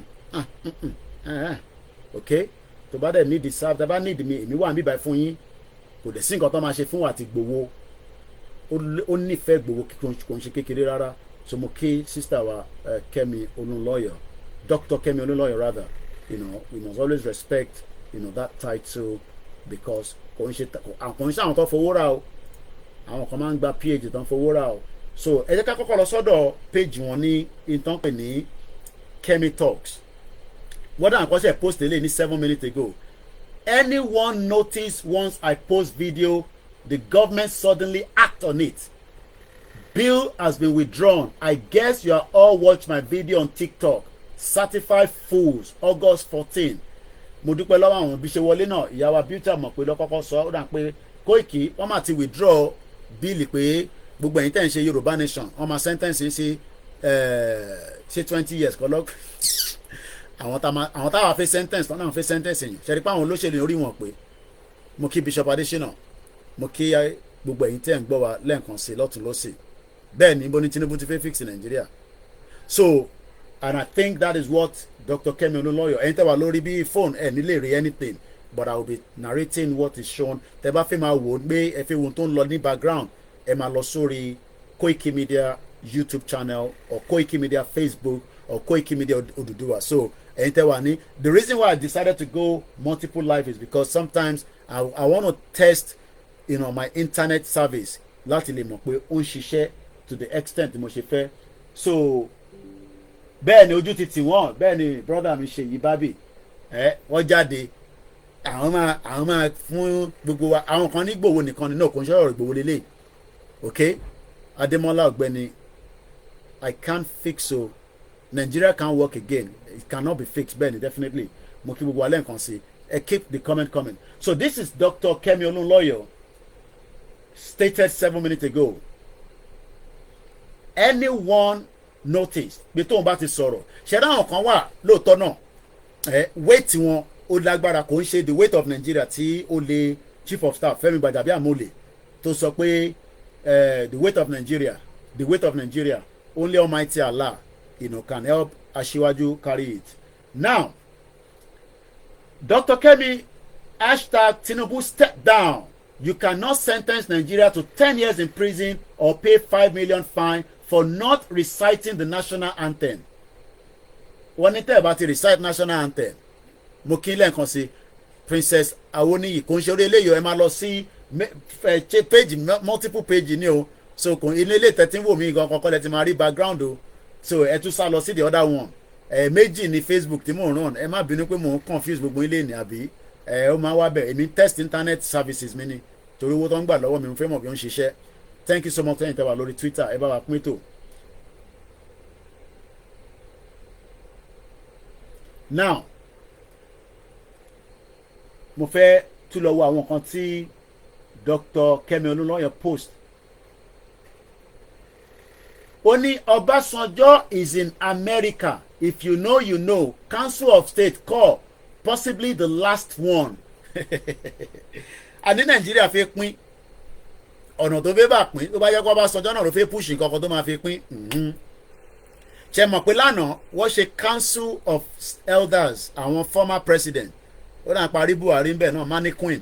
Ṣé mọ̀ pé Buhari ò wá sí London látijọ́ tí Buhari ti di president Yẹmí Fátókí mo kí ẹ ní gbogbo Lagos Island Ògúnṣẹ́gun mo kí yín mo kí Dr. Aliu náà sẹ́ndì article yẹn sí mi ẹ kú iṣẹ́ sà. Wọ́n ní Ọbásanjọ́ wà l'Amẹ́ríkà Dr. Kemi ló ń sọ bẹ́ẹ̀ Kem Talks ó ní Ọbásanjọ́ is in America if you know you know Council of State call question mark possibly the last one kí lè mọ̀ tó ń sọ yẹn Great Yoruba Nation mo kí ẹ rẹ̀ mi official brother mi mo kí gbogbo ẹ̀yin tẹ́ ń rọ́jú ẹ kú rọ́jú nínú Nàìjíríà ti àsìkò yìí àti tìgbà yìí torí Nàìjíríà tàsìkò yìí kò help anybody mo kí namesake mi sir Yomi Adeyemi Christ Foundation the ministry great job keep the flag flying ẹ ṣé gan ni ìjọ á máa kún ni àdúrà yẹn á máa gbà gbogbo tẹ bá ti ní lórúkọ Jésù á máa gbà ni inú bá ń ròyàn ní tẹ bá ní lórúkọ Jésù kó tó lo paracetamol á gbà ni Tony Aegis mo kẹ́ ní gbogbo Belgium mo kẹ́ ní tẹ wà ní Canada ẹ má wàá gbàgbé ká máa support wa bẹ́ẹ̀ ni grandma náà ti bínú tán wọ́n náà bomb bastard mo ní àwọn grandma méjì kan lọ́wọ́ kò ń ṣe grandma mi àwọn oníyò grandma méjì kan grandma yẹn ní Koiki gba lẹ́fẹ̀ẹ́ bọ́ sórí M1 orí M1 mo ní grandma M1 wọ́n ní bẹ́ẹ̀ ni M1 yẹn lèmi fẹ́ rí kẹ́ gbé fún wọn tán délẹ̀ gbogbo tó yẹ káwa ti ṣe nìyẹn tó tàn wá títí so kí lẹ rò pé Kẹ́mi Olúnlọ́yọ̀ ń sọ ní bíbá eléyìí náà mo ṣẹ̀rí eléyìí ni o eléyìí tẹ̀kọ́ mo fẹ́ fún yín but ó tún ṣe post eléyìí wọ́n ṣe post ẹ̀ ní 2 hours ago wọ́n ní Ọbásanjọ́ wà ní Amẹ́ríkà pé probability ni o Great Yoruba Nation mo kí ẹ brother mi probability wà pé this could be the end of the final Nigeria ṣé mọ̀ pé lóòótọ́ mo máa ń sọ pé a fẹ́ bọ́ sórí M1 bọ́ kò sí bá ṣe lè bọ́ sórí M1 ẹ tún máa padà sórí round table náà ni so bóyá àwọn ìgbésẹ̀ kan wà tí bàbá Ọbásanjọ́ náà ń tì ọmọ ọ̀rọ̀ tó wà nílẹ̀ àmì kólúkálukú máa lọ ti ẹ̀ járe I don't know èmi ò lè evidence yẹn but gbogbo tó máa mú Nàìjíríà kó pín òun làwa fẹ́ kódà bí Tinubu náà bá ní ó ti yá nísìnyí kó o máa bá wa pín ìgbà mélòó a máa yí ringtone ní wàá yí ringtone yẹn padà kódà òun ni màá fi ṣe wallpaper lójoojúmọ́ kódà máa lọ ṣaṣọ Tinubu màá máa wọ̀ pé Tinubu for Yoruba Nation but kò tí ì fún wa ní signal yẹn signal tó ṣì ń sọ ni pé òun fẹ́ fix economy tó ti dead so ẹ̀yin èèyàn kí lẹ rò pé rí sí ọ̀rọ̀ tí ọba ńlá Ọlálẹ́yẹ Paul mo kí gbogbo ẹni tẹ́ ń bẹ ní ìlú Èkìtì Ọládèjì Michael wọ́n ní vision started Joseph story bẹ́ẹ̀ ni ìyẹn Bible verse mo dẹ̀ kọ́ sí ni o the 7 cow abẹ́rẹ́ ọlọ́run báyìí tó mọ mo kọ̀ dẹ̀ sí ni 7 cow ugly wá gbé èyí tó fàtì mi kí lẹ rò pé wá ṣẹlẹ̀ ẹ̀yin tẹ́ jẹ́ Christian ẹ bá mi ṣàlàyé ẹ̀ mo kí mọ́mì mi ìyá dáadáa Títílọlá Shaw mo máa kí ibẹ̀ ṣe ń wọlé torí pé mo wà calm nírọ̀lẹ́ yìí mo dẹ̀ fẹ́ ṣépè púpọ̀ mo dẹ̀ fẹ́ kẹ́ gbádùn program yẹn a dẹ̀ fẹ́ kẹ́ máa rò pé program elépè lélẹ̀ so màmá kí ibẹ̀ ṣe ń wọlé láti lè appreciate yẹn ẹni tí bá wá kí ẹ lè signal pé Koiki má gbàgbé mi náà wà ní bíbá yìí mo mọ̀ pé ó busy ni bọ̀ rántí pé mi náà ń bẹ ní bíbá mo kí gbogbo alẹ́ nǹkan sí o kò ní bàjẹ́ fún wa ẹ kúrọ̀lẹ́ gbogbo àwọn tá ti ṣiṣẹ́ lọ lọ́tún lọ́sì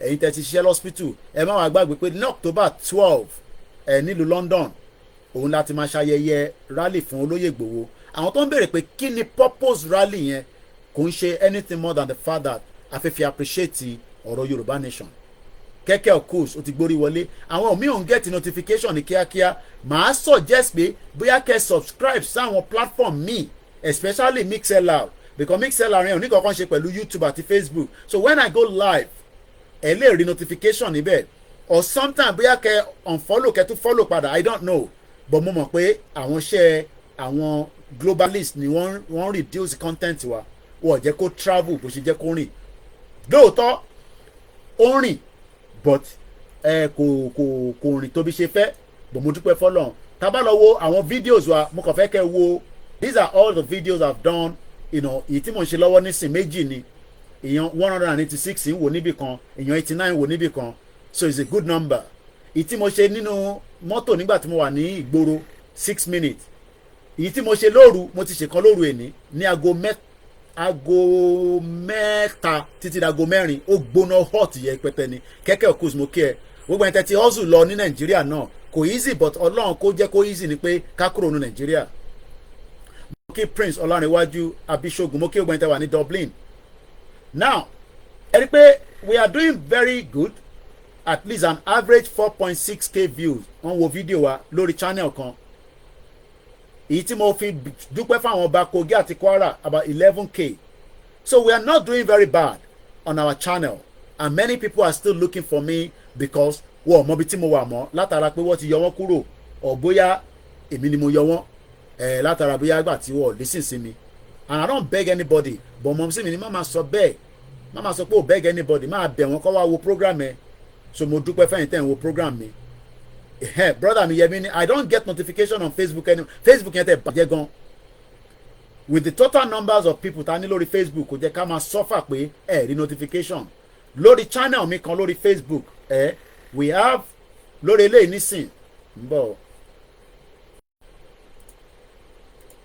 lórí Koiki ìyẹn tó jẹ́ page I have 100,000 followers that means pé 100,000 people ẹ kó máa wo program yìí so yẹ kí Facebook will send notifications sí gbogbo 100,000 yẹn but what they've done is they've reduced it thank you Jesus mo kí ẹ káàbọ̀ sórí ìkànnì wa mo kí Alájà Eleha TV so how can I have on one page 100,000 followers yet you are not getting my notification ẹ jẹ́ ká wá lọ sórí Koikimedia gangan Koikimedia have 369,000 followers 369,000 followers ló ń bẹ lórí Koikimedia lórí Facebook so you wonder why the message is not going down is because our message has been reduced drastically but it's okay àwa kọ́ la ní platform àdẹ̀gbọ́dọ̀ jà sí yẹn púpọ̀ but mo mọ̀ pé lọ́jọ́ iwájú wọ́n ní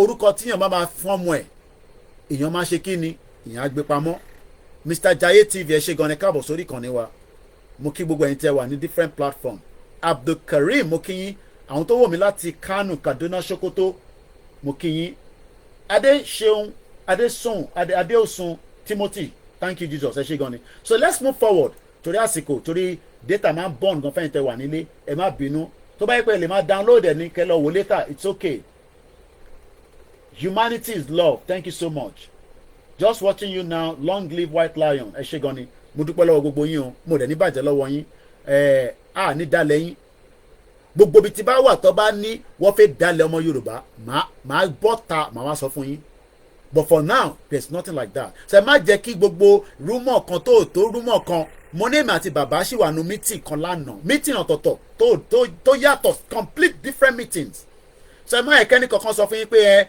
Yorùbá nation tó ń ṣe yẹn ẹ dẹ̀ bá wa follow brother mi Mr. Jaye TV èèyàn Koikimedia ni ẹni tí bá ti ní kẹ́ bá mi follow ẹ bá mi follow ẹ so ẹ má ẹ̀kẹ́ni kankan sọ fún yín pé beer parlour talk ṣé olóyè ti di ó ti kúrò yes tí jáde because strategy gbọ́dọ̀ jáde tabaníká jáde kọ́ ni problem but a fẹ́ jáde pẹ̀lú strategy a kò fẹ́ jáde gbùrùgbùrùgbùrù ká má tún mọ ibi tá à ń lọ ó yẹ yín nísìn so gbogbo yẹn ó wà very very important èmi mo ní tí bá ti ń ṣe program kọ́ máa bá mi fi sílẹ̀ kankan oyin ta fi ń gbowó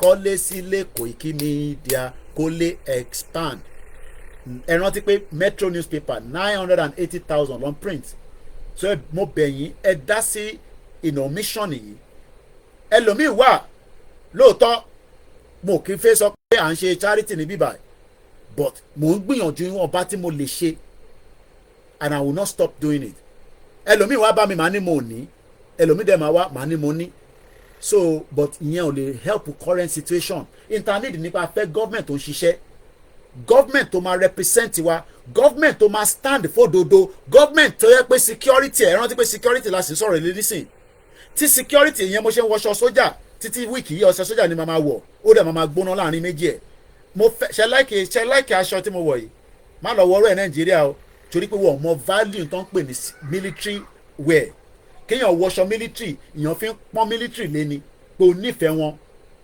mo kíyà mi Christina mo ti rí látẹ̀ nǹkan Tolúwa láṣẹ ìyá dáadáa Kẹ́hìndé Tolúwa láṣẹ grandma nìyẹn o tẹ́ ẹ̀ bá mọ̀ wọ́n grandma tọmọ wọn ṣaláìsí nínú bomb blast kò dá kí n máa rán wọn létí bẹ́ẹ̀ yẹn but kò sí nǹkan tá a máa ṣe sí wọ́n ti gbà fọlọ́run. Please stay with your wives and children at the moment. They have missed you for nearly 4 years. Bẹ́ẹ̀ni grandma ni má lọ́lé o Koiki má lọ́lé rárá o grandma bọ̀ mo ìdí lọ́lé náà ó ti tọ́jọ́ mẹ́ta tí mo ti lọ́lé but àti ìgbìyànjú pa fi lọ nísìnyí anyway mo kí lẹ́ẹ̀kan sí ẹ bá tún kí grandma Ṣèyí Mákindé ò tí pé màmá yẹn látijọ́ tí ọmọ wọn ti ṣaláìsí nínú bomb blast Ìbàdàn àwọn bomb bastard kò ní bàjẹ́ fún yín ìyá yẹn tí wọ́n á múnú owó tó sí wọ́n fi ń ní kí wọ́n tọrọ owó lọ́wọ́ yín o ilé wọn tó bàjẹ́ ní bomb blast yẹn wọ́n tún wá múnú owó níbí báyìí wọ́n ń sẹ́ndẹ̀ sí Nàìjíríà láti fẹ́ fi túnṣe kò ní kó fẹ́ gbé níbẹ̀ àwọn èèyàn náà la fi ń ṣàánú iná ṣáni ṣàánú òun náà ló gbé ẹ̀gbọ́n mi bọ̀ ẹ ti sá lọ tójọ́ mẹ́ta ọmọ fáìn níyàn ọmọ gbọ́ láwọn Albert márùn lórí Instagram mo rí látijọ́ yo ṣé project yẹn tó ti bọ́ sí ni ṣé táwọn kan bá ti gba project báyìí nílò àwọn kan náà máa ń gba project manager so mo kí lẹ́ẹ̀kan sí ẹ ká continue torí àsìkò mo dẹ̀ fẹ́ káwọn tó wà ní Nàìjíríà kó má jàǹfààní nǹkan tá à ń sọ nígbà tá a bá ń sọ̀rọ̀ so mo fẹ́ béèrè pé ṣé ìrìn tó bá sọjọ́ rìn lẹ́nujọ́ mẹ́ta yìí ṣé rìn pé kọ́ pín nàìjíríà ló rìn àbí rìn ta rẹ̀ torí pé Dr. Kemi náà máa ń ní intel tó pọ̀ gan ó gbóná gan ni kò ń ṣe kékeré o so ó ń sọ fún wa nísìsiyìí pé this council ẹlòmíì ọmọ tán pè ní council of state o ẹ jẹ́ kí ló mú jáde council of state ṣẹlẹ̀ lánàá ní nàìjíríà lákọ̀ọ́kọ́ kí ló ń pè bẹ́ẹ̀ a council of state is a governmental body in a country or a subdivision of a country with the function that varies by jurisdiction. It may be the former name for the cabinet or it may refer to a non-executive advisory body associated with the head of state. So lánàá ní nàìjíríà there were council of state meeting tí Jagaban ló lead it. So mo fẹ́ lọ mú fídíò yẹn jáde bí akákọ̀ rí gbogbo wọn so this was the council of state so ẹlòmíràn ṣe rí níbí báyìí mo fẹ́ ká parọ́ o in tó o bá yé yín ẹ fi sí comment section tí bá pìkẹ̀ máa ṣàlàyé ẹ̀ mo fẹ́ jẹ́ ká jọ gbádùn ara wa àròlé ló máa ń sọ bẹ́ẹ̀ àròlé a máa gbádùn ara wa níbí báyìí mo like àròlé 1010 kọ́lọ̀ máa wà pẹ̀lú ẹ̀ ẹ̀gbọ́n mi triple rs ní ṣé a lè trust Ọbásanjọ́ ṣá ṣé a lè trust Gowon nìyẹn o àti Abdulsalam àwọn ò lè make ẹ̀ wá síbẹ̀ so àwọn join by Zoom mo mọ àwọn méjì tó kù náà ó dà pa bíá nìyẹn so council of state yìí ó jẹ́ kó Ọbásanjọ́ wà ń bẹ̀ lánàá mo mà kíyà dáadáa fombo Sumbo I'm sure pé Sumbo lórúkọ yẹn mọ́mí àbí because s ló yẹ kó jẹ́ bí èmi dẹ̀ ni mo mix ẹ̀ tẹ̀fi ní fombo because mo mọ̀ pé Sumbo ẹ jẹ́ kí mọ̀mọ́ mi kí n lè pronounce ẹ̀ dáadáa mo kí n yẹ káàbọ̀ sórí ìkànnì wa ẹ bá ń kí gbogbo àwọn ọmọ yẹn kàn yọ̀yàn lẹ́nu ni nínú sọ́mà yìí búra kí n máa tì wọ́n lọ sọ́dọ̀ àwọn girama kan kọ́ máa bá ń tọ́jú wọn kí n lè ráyè nulẹ̀ mo ń ṣeré ni mo kí wa I just want the program to be a bit relaxed today okay so mo kí àwa Rachel ẹ káàbọ̀ sórí ìkànnì wa now tó o bá mọ tán pè ní council of state meeting ẹ jẹ́ ká gbọ́ díẹ̀ ní play gbogbo 30-minute video yìí ẹ̀yin tẹ́ wà lórí other platform ẹ̀ ní lè rí fídíò yẹn but ẹ máa follow ẹ̀ but tó bá yẹ pé ẹ fẹ́ máa follow fídíò gbogbo tí mò ń show ní background á jẹ́ pé ẹ máa lọ sí another Facebook tí mò ń run tó yàtọ̀ sí ìtẹ́tí wò mí tẹ́ẹ̀rí kankan tó yẹ pé background Ìgbòho ń bọ̀ London nìkan lẹ̀ ń rí so because I'm running multiple channel this afternoon èmi náà test mi ká dúpẹ́ fọlọ́n so ẹ jẹ́ ká gbọ́n tí wọ́n sọ ká wá ẹ̀gbọ́n mi rí triple r wípé ṣé a lè trust Ọbásanjọ́ lórí ọ̀rọ̀ pé kó pín Nàìjíríà àti pé kí ló dé tó ṣe ń ronú sí bẹ́ẹ̀ nísìn ṣé torí pé Tinubu wà níbẹ̀ ni ṣé nǹkan kan wà tí Tinubu náà fi fà lẹ́pọ̀n tẹ̀yàn pé Tinubu náà nísìn wà nínú orí oyè báyìí bí a Buhari ò lè ṣàwọn nǹkan kan torí a máa pẹ́ kó o máa lọ step to ẹ̀wọ̀n pé general to general àwọn méjèèjì but Tinubu ò kì í ṣe general òun ṣe military bóyá ó ṣeé ṣe kó lè ní kó lọ investigate energy sector tí Ọbásanjọ́ tán ní $16 billion ló sọnù ó sọnù ní o àmọ́ ibi tó wà ó dà pé tèmi ti dry ẹ jẹ́ n sáré ǹdẹ̀ máa mú mi sí ẹ má bínú sí mi kúkú sanwó fún mi àwọn ilé tí mò ń lo kíní wọn báyìí orí gan lẹ́yẹ kí n máa lò Yorùbá nation is not negotiable bẹ́ẹ̀ ni èmi ò ní jókòó síbi tó ti máa negotiate Yorùbá nation fún against ọmọ Yorùbá láyé kò sí nǹkan tó jọ so ẹ jẹ́ ká gbọ́ díẹ̀ máa mute mic mi ká kọ̀ gbọ́ snip view díẹ̀ nípa nǹkan pè ní I'm watching you from Abuja báwo la Abuja lálẹ́ yìí àwọn Abuja girls ń kọ́ ń bẹ̀ àwọn Serekode wọ́n náà pọ̀ nínú Abuja àdúrà yẹn á máa gbà sí lọ́hùn ni gbogbo gbà tí wàhálà bá máa bẹ̀rẹ̀ ẹ̀yin ò ní sí níbẹ̀ torí wàhálà máa bẹ̀rẹ̀ àwọn northerners náà máa forí Tinubu fàgbọ́n èmi kọ́ mo sọ bẹ́ẹ̀ Ìdòwú ẹni afẹ́ ni we need to trust we don't need to rà pé we don't lẹ́nu ṣé ẹni we need to trust ni we need to trust anybody ní Koiki ṣe ṣọ́ pé nǹkan tẹ́ fi sọ nìyẹn àbí we don't so òyìnbó burú gan báyìí àwa àdẹ̀kọ́ la ní so ẹ má wọrí tẹ́ bá ṣe mistake èmi náà máa ń ṣe mistake mọ̀ sí mi máa ń correct English mi ní all the time so ẹ má wọrí pé mo type nǹkankan kò correct àwa kọ́ la ní English but ẹ bá kọ́ ní Yorùbá gan pé èmi náà máa ń struggle láti kà so ẹ má blame ara yín àwa mọ̀ sí mi lọ sí ìrìn àjò kan láìpẹ́ gbogbo ilẹ̀ mọ̀rìn àjò yẹn àní láti tún máa elaborate yẹn on our way coming back to London wọ́n dé France France tọ́dé yẹn ẹ mọ̀ káwọn èèyàn sọ English so tó bá sọ English wọn náà wọn no English so ẹ má jẹ́ we don't need to trust anybody okay ọ̀dà wọn ni ká má trust anybody so but tí Ọbásanjọ́ bá padà sọ pé kọ́ pín Nàìjíríà kọ́ kí la máa ṣe sí yẹn ṣèbó favour wa náà àbí ó favour wa gbogbo tó máa pín Nàìjíríà là ń fẹ́ gbogbo tó máa da Nàìjíríà rò lèmi fẹ́ Koiki má máa gbàdúrà bẹ́ẹ̀ yẹn àní Nàìjíríà ti dàrú tipẹ́ náà ẹ jẹ́ ká gbọ́ state of the council meeting ẹ̀ ká wá padà sórí ọ̀rọ̀ tí Dr. Kẹ́mi Olúnlọ́yọ̀ ń sọ.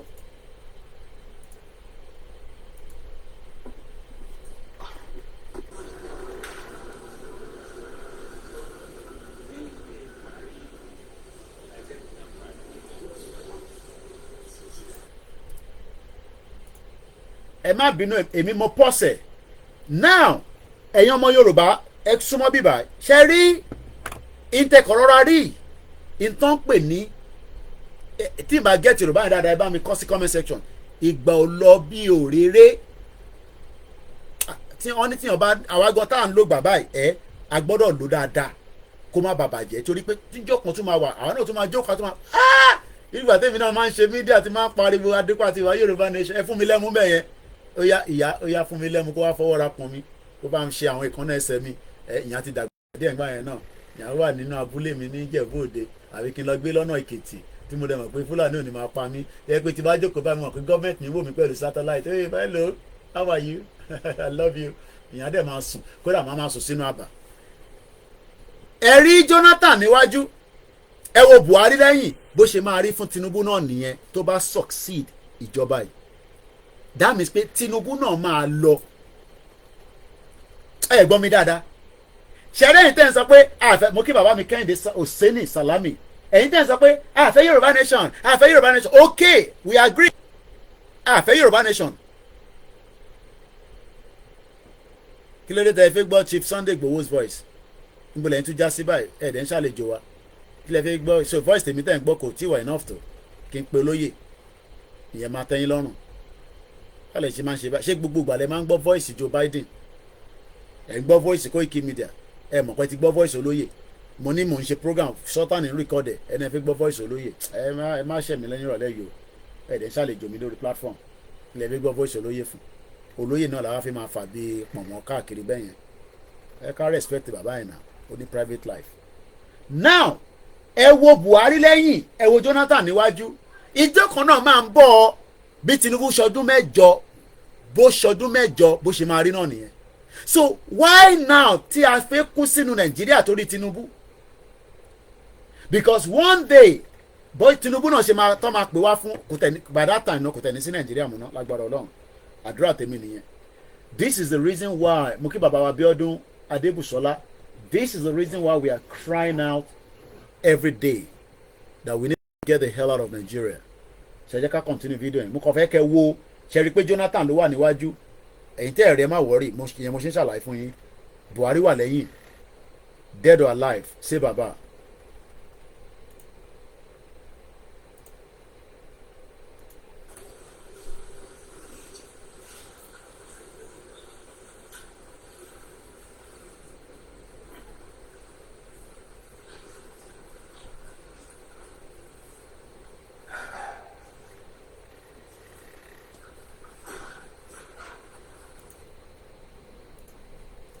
Buhari ló wà níbẹ̀ nígbà kan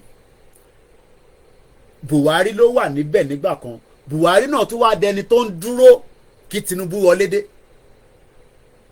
ṣe mọ̀ pé if tá a bá tètè máa pariwo pé ká kúrò Tinubu á hand over power padà fún north kò dẹ̀ sí nǹkan tá a máa ṣe sí that is mo kí brother mi Dizima 123 that is the reason why we can't take any chances pẹ̀lú Tinubu because àmọ́ hidden agenda àmọ́ kódà àmọ́ tí Tinubu stand fún ta ló mọ̀ tí Tinubu stand fún restructure regional constitution economy Yorùbá nation kí ni president Tinubu stand fún ó máa fix ilẹ̀ Yorùbá fún wa let's go back to the video 6:22 p.m. local time from London ní ẹni 14 August 2024 Koikimedia live.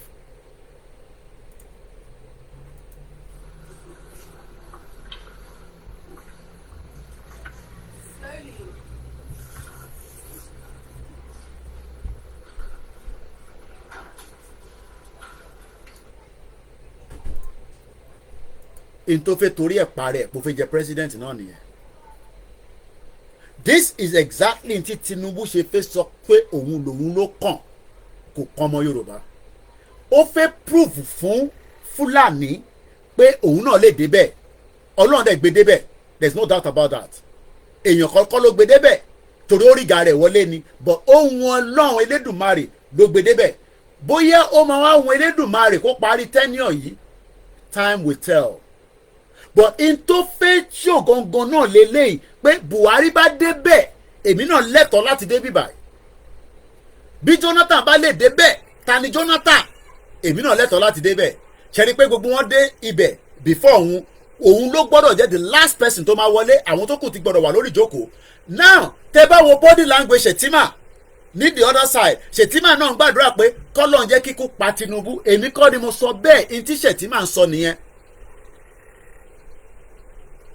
Pé kọ́lọ́n mú ikú pa Tinubu torí bí Tinubu bá kú lọ́wọ́ yìí bá ṣe ń sọ̀rọ̀ lọ́wọ́lọ́wọ́ yìí Shettima di president straight away. Are you with me? Ṣé ẹ̀ ń follow program yìí? Ṣé ó ní meaning? Ṣé rántí pé bóyá ẹ rí body language yẹn, ẹ jẹ́ kí n rewind ẹ̀ sẹ́yìn sí ẹ̀. Ẹ máa wo body language. Ẹ wo Shettima.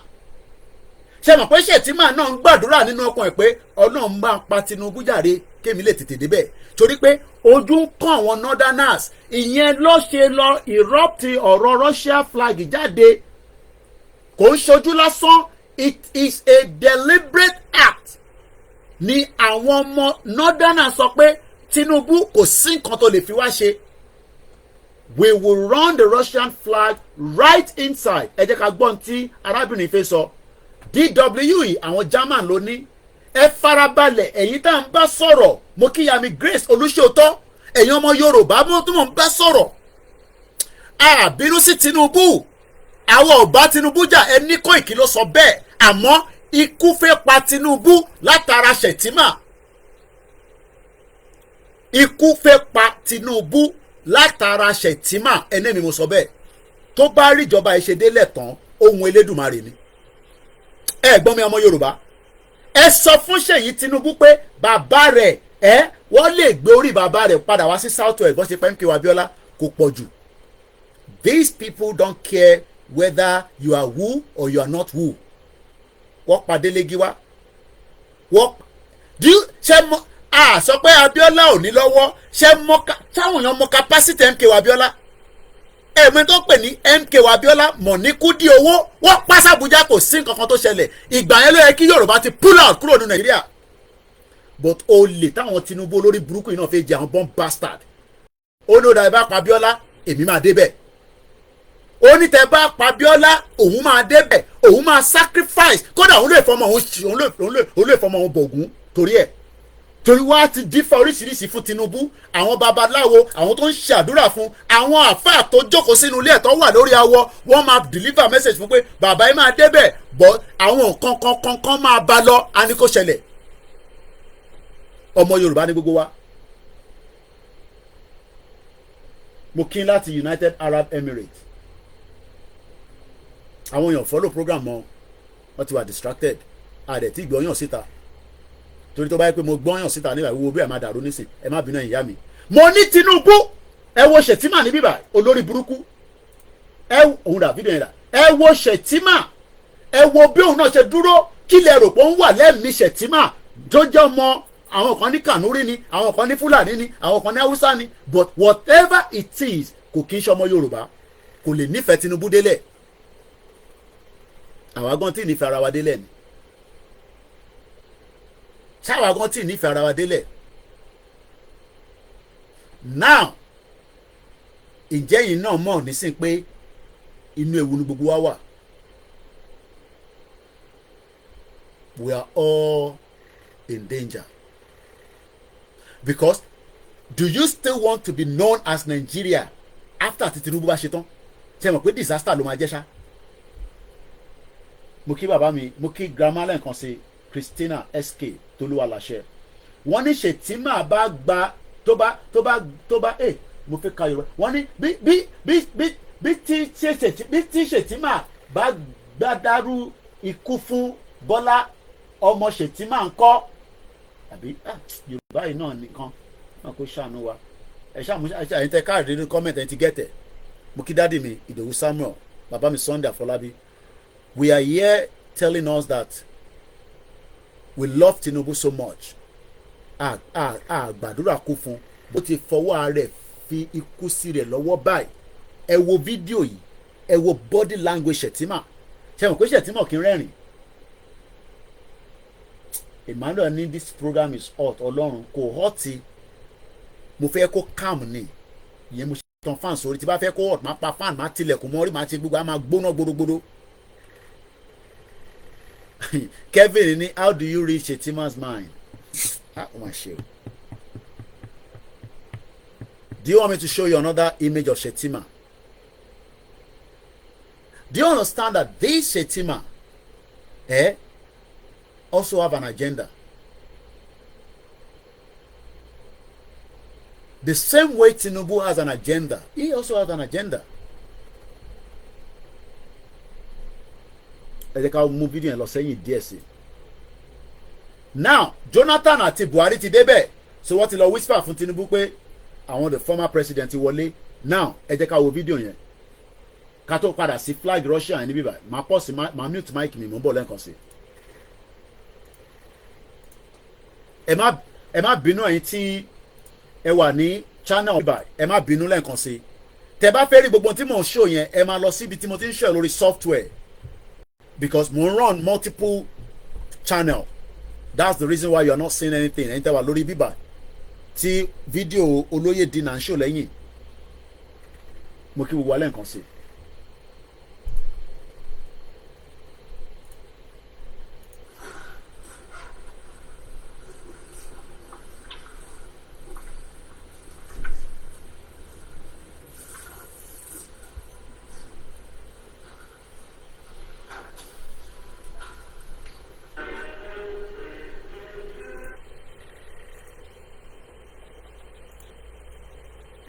èmi fẹ́ kọ́ mú mi ní èmi ò gbà wà gbọ́ anthem sí tó kàn àpọ̀ anthem so ẹ ká fast forward ẹ̀.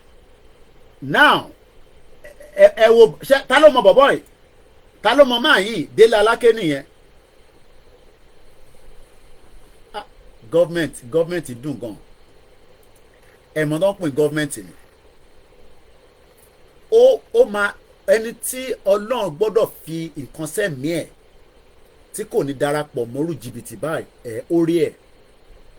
Mo rántí gbà táwọn kan akọ bẹ̀rẹ̀ wọ́n ní ìwọ náà ní price tábà ti kówó fún yín nísìnyí gbé máa lọ shut up mo ní tábà ti kówó fún wa wọ́n ní kò sẹ́ni tó ní price mo ní price owó kọ́ lọ́ máa fi fà wá wọ́n máa dẹ trap obìnrin fún wa ni ìfádẹ́ ti sọ yẹn fà wá àwọn babaláwo ti sọ Jésù Kristi ti sọ fún mi ànábì sọ pé sá fún àwọn obìnrin ọ̀rọ̀ owó kọ́ lọ́ máa fi trap àwa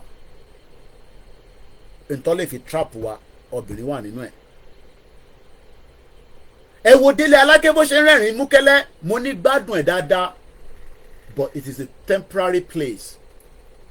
Délé Aláké ẹ̀gbọ́n mi ẹ make sure pé ẹ gbádùn gọ́ọ̀mẹ̀ntì yìí but it is a temporary place tí kò favour ọmọ Yorùbá but ó favour ìwọ àtàwọn tẹjọ jẹ́ cronies àwọn tó bá mọ Délé Aláké nísìn wọ́n á máa lọ́bí oríṣiríṣi nǹkan tó bá dẹ̀ jẹ́ni tó lawọ́ dáadáa oh yes wọ́n gbọ́dọ̀ gbádùn ẹ̀.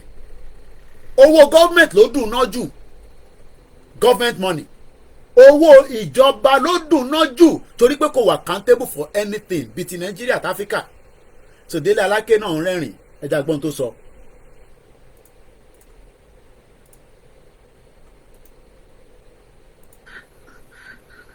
As you all are aware, the Council of State just concluded its meeting with all the former heads of state in attendance, physically or virtually. The last count, I think, most of them were the physically attending was the former head of state, General Buhari, and Good luck Jonathan were there physically and the rest were there virtually via. Kí ló dé tó Ọbásanjọ́ ò sí níbẹ̀ this time around I'm just asking. Okay, ṣọ́básanjọ́ wà wẹ́ pé wọ́n máa ṣe council of state meeting. Okay, ó wà l'Amẹ́ríkà, ṣé kò sí internet l'Amẹ́ríkà ni? Is there no internet in America for the former president to have joined? What is it that we don't know? Bẹ́ẹ̀ Simon ani, what you don't know is bigger than kìnìkan. Kìnìkan tá a mọ̀.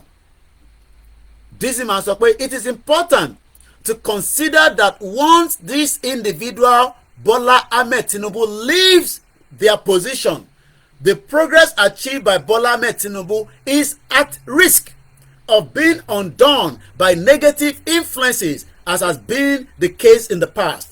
Òyìnbó yẹn pọ̀ wẹ̀jẹ̀ ń break it down. Ntí Dizzy man sọ ni pé gbogbo ntí Tinubu bá ṣe ní dáadáa kí Nàìjíríà fi lè progress níjọ́ tó bá ti kúrò lórí oyè gbẹ́gẹ́ tí Shettima àbí El-Rufai bọ́ sí àbí Matalawi àbáwọn tó ń dúró dé ní north torí wọn ò ní fi Yorùbá jẹ́ mọ́ o for now wọ́n máa yí gbogbo ẹ̀ lágbo ni o. So what is now the essence of all this? So gbogbo ilé ti Délé Aláké sọ nísìnyẹn ó ń sọ tiẹ̀ torí pé ẹ rí pé òun náà ó ti ń chop up kò yẹ pé kò chop up tẹ́lẹ̀ position tó wà yẹn ibi ilé owó gangan lòun wà ó náà lòun sọ fún Tinubu pé kò wà níbẹ̀ kí lẹ rò pé wọ́n ti jọ dì tẹ́lẹ̀. Ó dàbí kémi náà máa sọ pé tàbá ti gba Yorùbá nation o èmi ni máa wà níbí báyìí o torí kíni. So Délé Aláké tó ń sọ̀rọ̀ nísìnyí ẹni kó gbádùn gọ́ọ̀mẹ̀ntì ẹ̀ dáadáa àmọ́ kò favour ìran ọmọ Yorùbá because presently láì bá ṣe ń sọ̀rọ̀ we is not even favouring us security wise. Gbogbo ibi tó ti ń wa kùsà wa pátá Délé Aláké ò ti protected. Ẹja gbọ́ díẹ̀ sí ká tó tẹ̀síwájú.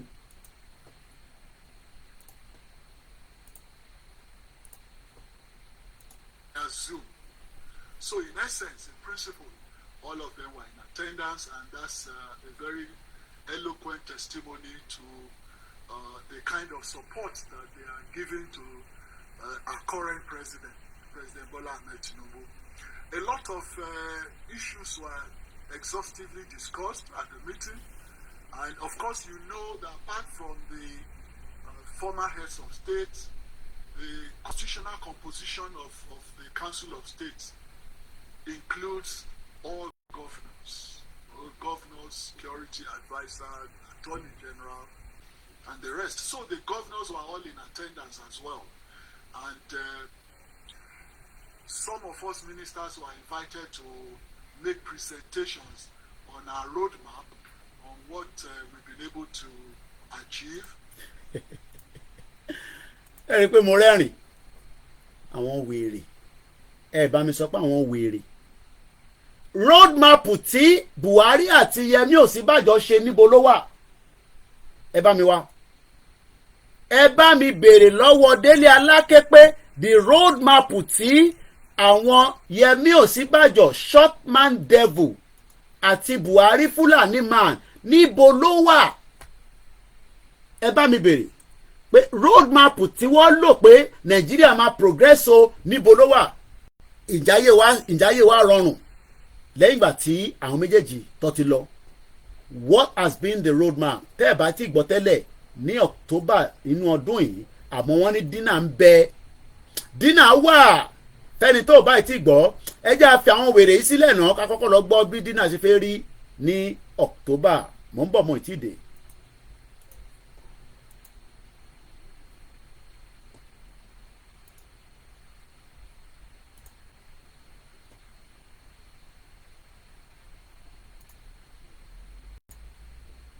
lọ́nà olùlọ́jọ́ kẹwàá oṣù kẹwàá sẹ́fẹ̀ gbọ́ lọ́jọ́ tó ń fọjọ́ ìbí ọba Ládìkún lóye Sunday Adéyẹmọ Májàsọ́lá Àdìsá aka Ìgbòho Òòṣà nípa bí gbogbo àwọn ọmọ ẹgbẹ́ ìfẹ́ lọ́dọ̀ àpapọ̀ Yorùbá àti gbogbo ẹgbẹ́ ọmọ Yorùbá lápapọ̀ lábẹ́ ààrẹ wa ọmọọba Adédayọ̀ Fáládé àti gbàkejì ààrẹ Mọ́kẹ́ndé Àbẹ̀bí tí ń ṣe ìlọ́kẹ̀kẹ̀ ìgbáradì níbàámu pẹ̀lú ìfẹ́ àti ẹ̀mí ìforihàn wàgbékalẹ̀ àyẹ́sí ọjọ́ ìbí Ìgbòho fún tọdún yìí pẹ̀lú àkọlé Dinner with Ìgbòho bákan náà làwọn ọmọ gba ọba Ògbóni àgbáyé lálejò Tajudeen Ọlárẹ̀wájú Àjàlá láti wá ṣe àyẹ́sí fún olóyè Ìgbòho lọ́jọ́ náà tí ó wáyé nínú gbọ̀ngàn ńlá London Kensington 179 to 199 Holland Park Avenue London W1 máa wà fún United Kingdom bẹ̀rẹ̀ látago méje ìrọ̀lẹ́ ẹlẹ́dàgó méjìlá òru bákan náà láti kí wa kú ìmúrasílẹ̀ ìwọ́de làmìlaka tẹgbẹ̀lẹ́gbẹ̀ ènìyàn tí ó wáyé nílùú ọba 1 million rally in London lọ́jọ́ kejìlá oṣù kẹwàá ó jẹ́ ọjọ́ kẹta dínà pẹ̀lú Ìgbòho lẹ́yìn tọ́láyọmí Koikimedia àti kan lára rẹ̀ ó máa ṣàkóso rẹ̀ pẹ̀lú ọ̀kan ọ̀jọ̀kan àwọn àlàkalẹ̀ ìrọ̀rùn nípa bá a ṣe máa fi ọkọ̀ àjàgbé láàánì London route bus sí àwọn àgbààgbà àti àwọn abarapá gbogbo láti BBC in Oxford títí tí ìwọ́de ó fi parí sí Paris Trafalgar Square tó wá di ọjọ́ kẹtàlá ọjọ́ kẹrin dínà with Ìgbòho láwọn máa ṣàbẹ̀wò lọ sí ìlú Manchester gan fún ẹ̀kúnrẹ́rẹ́ àlàyé síwájú sí i tàbí láti dá sí ètò ìfọlọ́ntìrì ẹlẹ́gbẹ̀ẹ́ tàbí kẹ́ WhatsApp Ọláyọmí Koiki lórí +447 594 050 979 yàtìbí lórí +447 570 320 030 Tóyìn Ọláoyè lórí +447 896 018 764 lápapọ̀ ọmọ Yorùbá àgbáyé pátápátá bí àwọn ẹgbẹ́ ìfọlọ́dọ̀ àpapọ̀ ọmọ Yorùbá fẹ́ kí ọmọ aládìgbò wípé ẹkú ọdún ẹkú ìyẹ̀dún a sì ń ṣàkọ́dún aṣàkọ́dún sẹ́ẹ̀ ní ìtayà tọmọ Yorùbá wọ́n ní mídíà ló kéde lórúkọ gbogbo ọmọ Yorùbá pátápátá. ẹ bá mi béèrè lọ́wọ́ àwọn ọmọ Yorùbá pé ẹ ṣe gan ni bàbá mi Sàlámì wọ́n ní gbogbo ohun tí Tinubu bá ṣe pátá tó bá ti kúrò lórí oyè ó di mẹ́hẹ. What has happened? ẹ̀yin tí ẹ kàwé ẹ̀yin tí ẹ mọ̀ pé àwọn kan kàwé torí ẹ bẹ̀rẹ̀ sí ń bá wa argue ẹ máa argue blindly ẹ sọ pé ẹ mọ analysis ṣe iṣẹ́ tẹ lọ kọ́ ní yunifásitì nìyẹn ẹ gba degree lé lórí ẹ ti ń ṣiṣẹ́. What are all the road map tí Ọ̀ṣínbàjò the road map of Ọ̀ṣínbàjò to Nigeria ẹ bọ́ ló wà? ẹ bá mi comment síta. Where is the road map that Yemi Ọ̀ṣínbàjò the former vice president all the road map níbo ló wà? mo lè lọ mú jáde fún yín àwọn tó ibi tó ti sọ̀rọ̀ ṣé ká wá ẹ jẹ́ máa play eléyìí lọ màá wá fídíò Ọ̀ṣínbàjò fún yín nísìn ẹ jẹ́ máa play fídíò eléyìí lọ náà mò ń bọ̀. Why are we like this? kí ló dé tó jẹ́ pé nígbà tá a bá fẹ́ nǹkan tó máa lọ síwájú ẹ̀yin ọmọ Yorùbá máa mú nǹkan tó máa tẹ̀lé sẹ́yìn. Tinubu o Jagaban ó da Jagaban ti débẹ̀ nísìn wọ́n ní wọ́n ń ṣe road map lọ́wọ́ máì tí sọ̀rọ̀ road map tẹ́lẹ̀ ẹ sọ what are the road map kí ǹjẹ́ road map continuity ní government we are people that ó dàgbà tẹ́ pé kòkòrò máa ń rìn lórí gbogbo wa nígbà míì náà.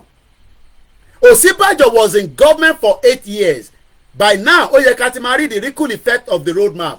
Instead gàrímà tí wọ́n mà ní epo tí wọ́n ẹ̀wà tí wọ́n omi ṣe gbàgbàgbà gbogbogbò ṣé ká tún play video àwọn tó ní kí ló tún ṣẹlẹ̀ báyìí ẹ jẹ́ kí n play fún yín mo ní lọ́wọ́ kí ló tún dé báyìí nígbà tí Buhari ti lọ ló ti gbé lọ́ọ̀bù lọ imagine kọ́ ọmọ Yorùbá máa sọ pé nígbà tí Buhari ti lọ ó ti gbé lọ́ọ̀bù lọ. How did we get to that stage? wọ́n ní Buhari went with love èmi kọ́ mo sọ arákùnrin gbóhùn sókè. àtúrọ̀mọ́ bí ọ̀tá báyìí pé kọ́ lọ́ra bí ọ̀tá wa bí ọ̀tá ń sìn ó ti di báàgì méjì 500 kí ló tún ṣẹlẹ̀ èwo ló tún ṣẹlẹ̀ báyìí kí ló tún kọ́ bí ọ̀tá omi tá fi ń dáná omi tá fi ń dáná kí ló jẹ́ pé gbogbo nǹkan báyìí ìnira ti pọ̀ jù Lagos State kí ló ṣẹlẹ̀. ó dà pé tí èèyàn bá ń gbọ́ fídíò yẹn máa ń tún gbọ́ dáadáa ni o ṣé ó ní omi táwọn fi ń dáná mo ò gẹ́tì mẹ́ dáadáa ta ló gbọ́ bẹ̀ yẹn ṣé wọ́n máa ń fi omi pure water dáná ni ṣèbí inú omi tap lẹ́ máa pọ́n tẹ́ máa fi ṣe ọbẹ̀ tẹ́ máa fi fẹ́ràn tẹ́ máa fi omi tap làwọn máa ń lò mo ò gbọ́dọ̀ tún máa lo omi volvic fi dáná ṣé máa ń fi omi pure water dáná ni láti jọ́ tí mo ti ń gbọ́ fídíò dáhùn pé mo tún ṣe gbọ́ bẹ́ẹ̀ dáadáa nísìnyí o bàbá mi ọba ńlá ní àwọn wèrè mo gbọ́ bẹ́ẹ̀ dáadáa o. Is it that the guy is saying that we use pure water to cook our food àbí ìtẹ́kọ̀ọ́ mú bẹ́ẹ̀mi náà ṣe ń fi volvic tí mo fi ń tẹ̀lẹ̀. má ṣe o àwọn èèyàn comment àwọn èèyàn ti sùn lórí broadcast àìrẹ̀ tí ì ṣe 3 hours nbà ní ká paná program ká lọ wọn kó máa lọ́lé. So bọ̀bọ́ yìí sọ nísìsiyìí pé omi táwọn fi ń dáná kí ló ó kì í bí ẹ̀yìn gan ló tẹ̀ ṣe ń dùn lọ́kàn pé omi táwọn fi ń dáná kí ló tún ṣẹlẹ̀ mo understand o omi táwọn fi ń dáná ẹ̀gbọ́n mi Yẹmí Fátókí kí lẹ sọ sà wọ́n ní kò sí good water ní Lagos Island o àyírọ́lẹ́pa mo kò lọ kò jẹ́ kí n sọ bẹ́ẹ̀ ẹ̀gbọ́n mi ẹ̀gbọ́n mi lẹ jẹ́ máa ń fún mi lówó tí bá ní mo fẹ́ mu coffee ní sí bàbá yẹn máa send náírà á ní tó bá wù mí ní kí n fi ṣe ní London màá ní báwo mo ṣe máa tún máa wo ló ní ó fẹ́ mu coffee má yọ mí lẹ́nu ṣé ẹ̀ ń sọ fún mi nísìsiyìí pé kò sómi ní Lagos Island Paris TV ẹ̀yin ọmọ Lagos State ẹ súnmọ́ bí náà ṣèbí Tinubu ṣèjọba fún 8 years ẹ ti da program rú mọ́ mi lọ́wọ́ báyìí o kí ló ń ṣẹlẹ̀ gan what is going on so ẹ̀ ń sọ nísìsiyìí pé 8 years tí Jagaban ń ṣe ní Nàìjíríà ní Lagos State kò fún wa lómi àwa náà máa fún wa lómi ní federal eléyìí wá ní kí ló tún ṣẹlẹ̀ gan ọmọ program kí lẹ sọ mọ́mì ṣé mo gẹ́tẹ̀ lẹ́ni sá mọ́mí ìyá Oyèrónkẹ́ mo gbọ́dọ̀ gẹ́tẹ̀ mo gbọ́dọ̀ tún ṣe mistake lẹ́ni o kẹ má bàa nà mí lẹ́gba pé Kóìkì wọ́gán tó ń tíìtì wa gan èmi gan máa nà ẹ́ lẹ́gba lálẹ́ Biafra superstar náà ti wọlé o ó ní Kóìkì everything don tabaru ó ní ordinary tap water in the zoo is very dirty how do you know that I know you don't like Tinubu don't come and tell me that here my brother. lọ́wọ́ bá o àwọn èèyàn máa ń confam Adémọ́lá Ọ̀gbẹ́ni there is no good water in Lagos State ṣe bí mo ṣe kúrò ní Lagos ní 24 years ago ni mo ì tí pẹ́ ní London wọ́n ní come back home àṣẹ ẹ̀ lómi ní Lagos State àṣẹ ẹ̀ lómi ní ẹgbàá 100 million lọ́wọ́ Dangote tó lọ ń ṣe refinery omi kí lẹ sọ́nbẹ̀ yẹn Scarborough ṣé Scarborough lẹ́wà ní mọ́mọ́bẹ̀ yẹn wọ́n ní if the Yoruba nation leaves Nigeria today where will you buy your yam onion ibo lè tún já sí báyìí torí Ọlọ́run the Yoruba nation has benefited the Nigeria project more than other tribes eléyìí ṣe darapọ̀ mọ́ wa ní o arákùnrin ṣe darapọ̀ mọ́ wa ní ó ní tá bá gba Yoruba nation níbo láti máa ra yam àti pepper ṣé ká bu àbí kákọ̀ béèrè pé kí ló ń ṣe ẹ bá mi bèrè bàbá mi sùn lòdù ẹ bá mi bèrè lọ́wọ́ arákùnrin yẹn àkókò mọ̀ bí Fúlàní ní oríṣiríṣi lókòkò ó ní tá bá ti gba Yorùbá nation ó níbo láti máa ra aṣọ àti pẹ́pẹ́ máa lọ rà lọ́dọ̀ àwọn Biafra bomb bastard you are a bomb bastard so you think we don't have land is it not the Fulani that have destroyed our land that did not allow our people to go back to the farm bí Fúlàní tẹ̀ ní gánṣẹ́ púpọ̀ mi dẹ̀ ní Fúlàní ti báyà yín sùn ìyá mi Oyèrónkẹ́ ní Lagos has a salty water bọ̀ pé kí ni salty water kọ́ ti purify ẹ̀ náà mọ́mí mi kan dẹ̀ fi kankan lọ mí pé Kóìkì eléyìí tó tún wá ń sọ yóò dà kó máa wúlò fún program ẹ̀ yìí o purifier ní kíní ẹ̀ báyìí wọ́n ní tó bá ti connect ẹ̀ mọ́ táàpù báyìí omi tẹ́ bá fẹ́ mu báyìí ó máa purify ẹ̀ ni mo ti rí pé Fúlàní nìyẹn tó ń bi wá pé kí lẹ sọ sà Paris TV wọ́n ní it is not 1 million naira o èmi ò sọ pé mo ní 100 million naira ni mo lọ pé kò ṣe náírà lọ́kọ́ fún Tinubu lóòótọ́ o Tinubu ti gba $100 million lọ́wọ́ Dangote ní it no go better for every one of us mo ní it no go better for you as well ó ní Koiki no go better for me no go better for you as well no be me no be $100 million your Jagaban collect from me now I don build refinery Jagaban no give me crude oil gbogbo ẹ ti lẹ́tìkẹ́ everywhere don scatter ẹ bá mi wá Ọlákúnlé o gbọ́dọ̀ bá mi wá fídíò yẹn everywhere don scatter o rántí fídíò yẹn everywhere don scatter o ó dà nǹkan ọmọ Ìlọrin kan ló ṣe kí ni ó ní everywhere don scatter o everywhere don scatter o mo ní di fídíò yẹn mo gbọ́dọ̀ gbé sínú software mi àìtí play fídíò ìtàn in tí mo sì ń bèrè ni pé ṣé kò sómi lẹ́kọ̀ọ́ ni torí arákùnrin yìí sọ pé kí lẹ sọ sà bàbá mi sun òdu wọn ni we have land for farming Fulani territory imported wèrè màlọ́mọ yẹn èyí tó ń sọ pé tá a bá gba Yorùbá nation níbo láti máa jẹ ẹṣọ àti ewúro àti gbogbo ọmọ àlè kí lẹ sọ Paris TV wọ́n ní it should come to ìmúwòrú Yorùbá yìí náà ni where we have enough gàrí ọmọ àlè nìyẹn kò dá kankan mọ̀ bomb bastard yeah?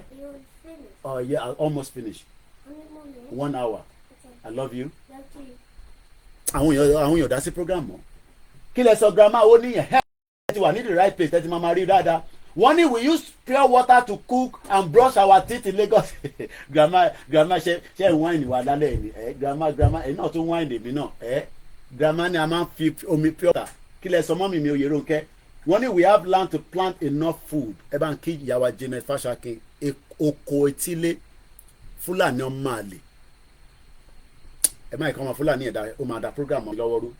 A sì ń béèrè pé arákùnrin yìí n tó ṣọ́ọ̀kì mi bẹ́ẹ̀ ni pé ó ní kí ló tún ṣẹlẹ̀ gan kí ló dé gan ẹja àjọgbọ́ ìgélẹ̀ nǹkan sí ká tó lọ gbọ́ Délé Aláké gbọ́n ní Délé Aláké ẹ̀gbọ́n mi ẹ gbádùn Àbújá ẹ̀yin náà ẹ kó góòlù ẹ kó gbogbo ẹ̀ bọ̀tí ẹ máa rántí pé ẹ̀yin nìkan àti àwọn díẹ̀ ló máa jàǹfààní ẹ̀ kó ń ṣe gbogbo ọmọ Yorùbá ìyẹn la ṣe bí àtẹ bá wá fẹ́ gbà tán lẹ fi wá kó lásìlẹ̀ Yorùbá ni tó ń ṣe pé ti kó lọ sókè òkun torí gbogbo góòlù ló ń kó lọ sókè òkun Australia gbogbo ẹ̀ ló ń kó lọ ní Switzerland UAE mo kí bàbá mi Kẹ́hìndé Òsèní ẹja gbọ́lẹ̀ nǹkan sí mi bọ̀.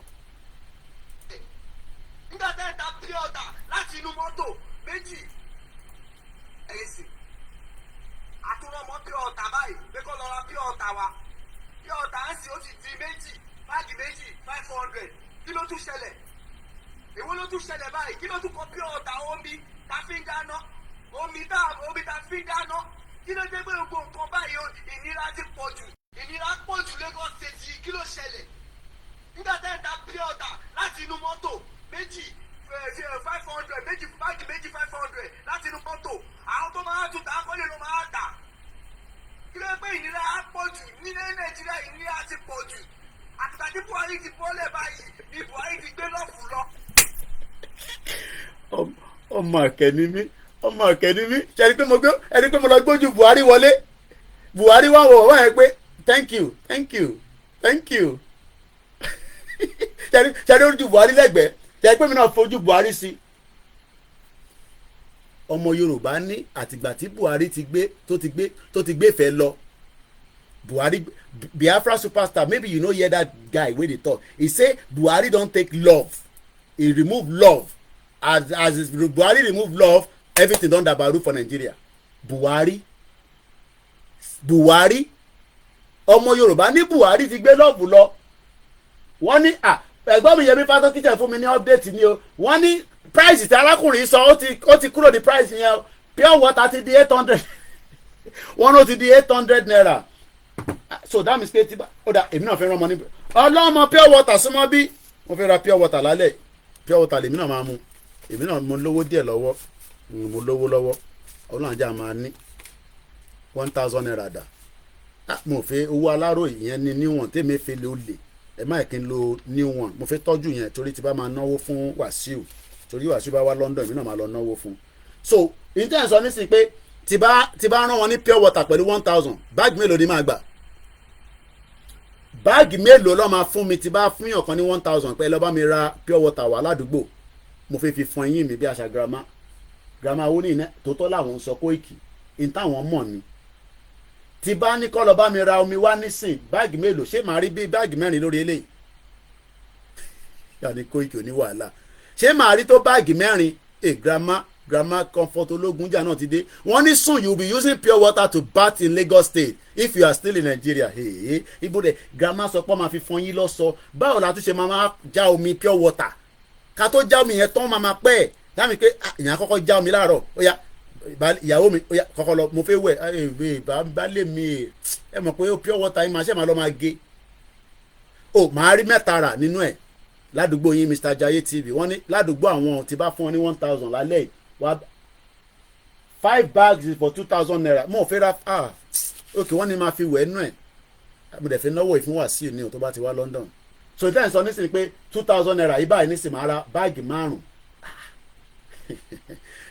ẹbí sùúrù omi ò wọnú lé ni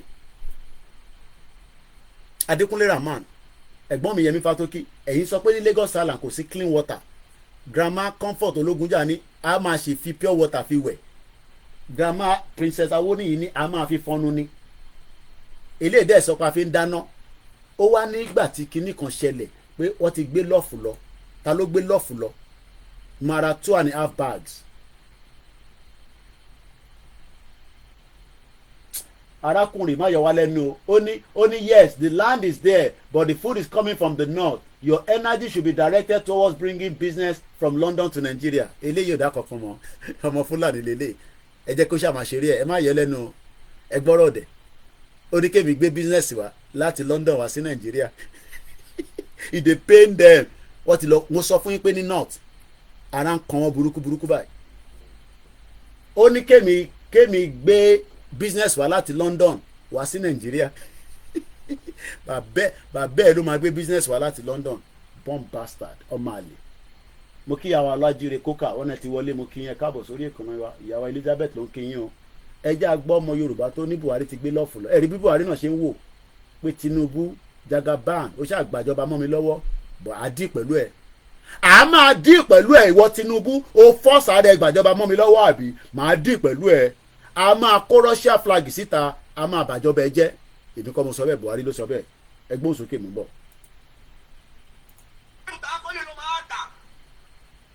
ìnira á pọ̀ jù ní Nàìjíríà ìnira ti pọ̀ jù àtìgbà tí Buhari ti bọ́lẹ̀ báyìí ni Buhari ti gbé lọ́fù lọ ló ti gbé ìfẹ́ lọ kò sífẹ́ mọ́ ìnira ayé ti pọ̀ jù epo wọn àtọ̀rọ̀ gàrí wọn àtọ̀rọ̀ gbogbo kan wọn àtọ̀rọ̀ ṣé bí ọ̀tà omi dáàmú lẹ́tún jẹ́ kó wọ́n omi tó tó omi tọ́lọ́run dà tó ń ṣe pé bóyá pé kínní òun lẹ́tún jẹ́ kó wọ́n níbo la ń lọ lórílẹ̀‐èdè Nàìjíríà níbo la ń lọ báyìí níbo la ń lọ tó bá yẹ pé ogun la máa jà tí gbogbo wèrè yìí máa fi sọ́ọ̀bù tó bá yẹ pé ogun la máa jà tí gbogbo ìyà tí àwọn mẹ̀kúnnù jẹ yìí láàfin ní jẹ mọ́ ẹ jẹ́ ká kúkú jagun ẹ tó bá máa kú kó kú ẹ tó bá máa yè kó yè.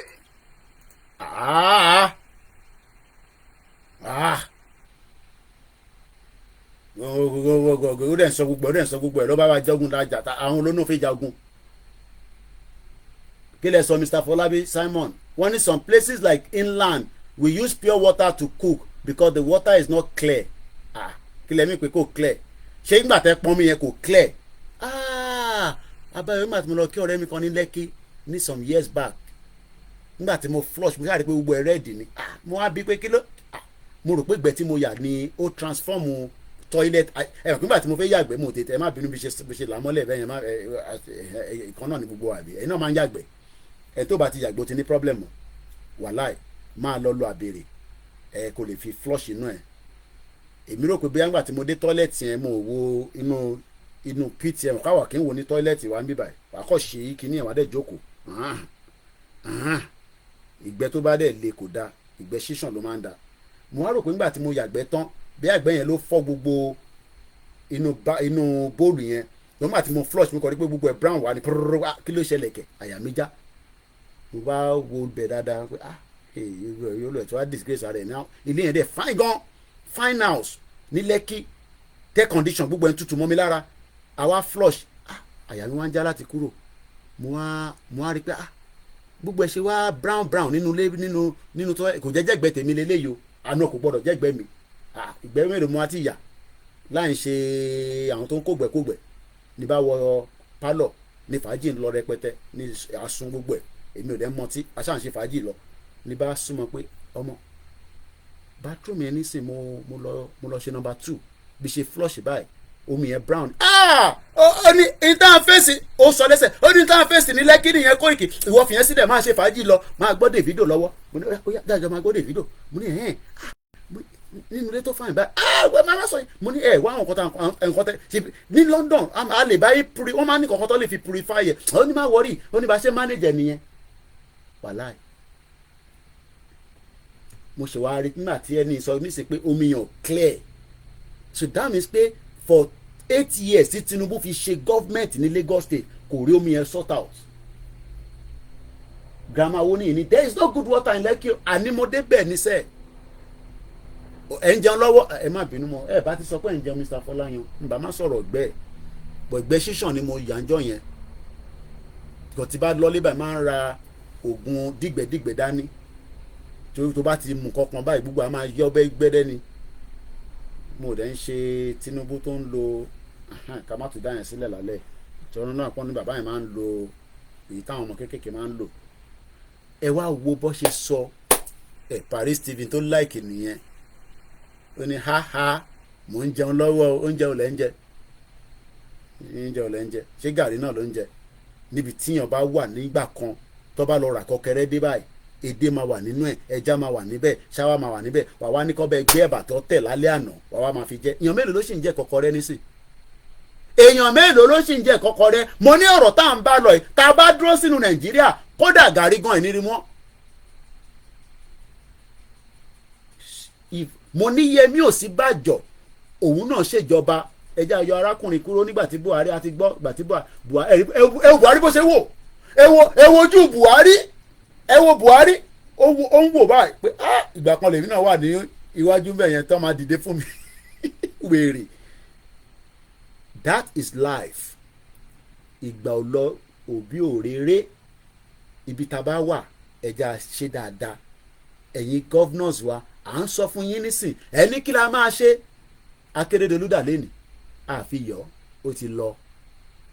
Ajímọ̀bí dà lẹ́nìí Búrújì Kàṣámù bẹ́ẹ̀ ṣe máa lọ lẹ́yọ kọ̀ọ̀kan nìyẹn. Ẹ̀yin ìkà bẹ́ẹ̀ ni ẹ̀bà lẹ́ ń jẹ pẹ̀lẹ́jà ìbọ̀lẹ̀ tí lẹ́jà tútù jẹ gbogbo ẹja tó omi ọ̀rọ̀ mi kọ́ là ń sọ nísìn ìbọ̀lẹ̀ tí ẹja tútù frozen fish ní gbogbo oúnjẹ tó ń gbé wá láti Dublin tó ti freeze pa. Grandma mo sọ pé pampers o ẹ má kó bá mi o grandma torí ẹ̀yin lẹ́tí lọ dárúkọ pampers nísìn mo kàn ní kíní kan wà tán ní Tinubu máa ń fi torí tíyàn bá lọ jókòó kí gbogbo ẹ̀ kó má lọ fọ́kalẹ̀ ẹ̀yin lẹ́ wá sọ pé pampers èmi kọ́ o èmi kọ́ mo sọ pé pampers o ẹ wo Buhari bó ṣe ẹ wojú Buhari kí ni ojú Buhari àti Shettima tí mo sọ lẹ́ǹkan yẹn mò ń wo lórí screen mi wíwà ní big one ẹ wojú Buhari bó ṣe ń wò bí a kò mọ̀ pé kámẹ́rà ti súnmọ́ òun tí kámẹ́rà bá tẹ̀ súnmọ́ yẹn wá tẹ̀ smile àwọn òyìnbó ló níyẹn lọ́wọ́ òyìnbó Bayelsa lẹ́yìn wà èèyàn máa rẹ́jà jẹ irọ́ ẹ̀rẹ́ rẹ́jà jẹ gbogbo kúrúdọ̀ ló ti wọ́nú gbogbo mi yín lọ́hùn gbogbo Niger Delta ẹ̀rọ ẹ̀rẹ́jà jẹ ẹ parọ́ fún mi àbí bí a pọ́ǹdì yìí tẹ ṣe àwọn ẹja kéékèèké tó ń fò káàkiri tó bá tẹ́ ẹja tútù lẹ́ni jẹ mo kí yín lẹ́ẹ̀kan sí.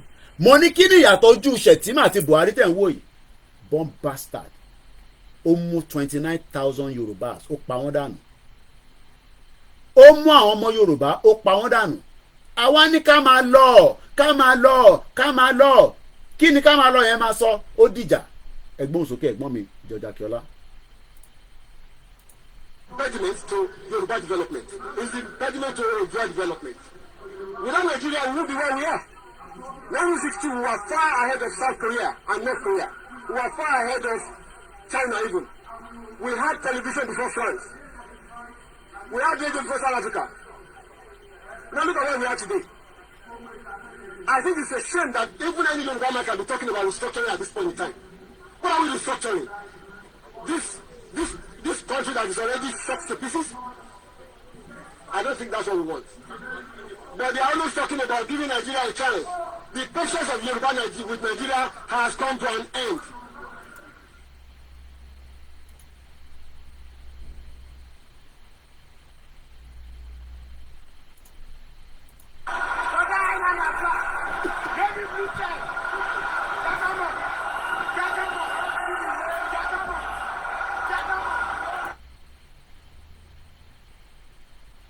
Ìgbòho ló fẹ́ pa Buhari àti tó fẹ́ kó hypertension pa Buhari tí Buhari èrò ní Èkìtì tó ń tì lọ kẹ̀kẹ̀kẹ̀kẹ̀ Buhari ní ṣéègè bá ń sáà nì eléyìí máa gbàjọba mọ́ mi lọ́wọ́ o who be this man wọ́n ní Ìgbòho who is Ìgbòho àwọn Ìgbò ní Ìgbòho wọ́n ní is one of the strong Yoruba man. Oh, where did he rent all this? Oh no, he didn't rent all. These are Yoruba people that want to go from. They want to break away from. Break away from Nigeria, okay?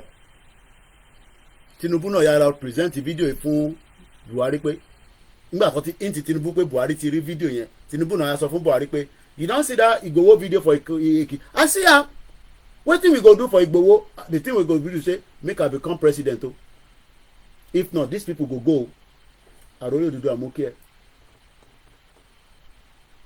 ẹ wo bí Buhari ṣe wo bó ṣe wo Ìgbòho pé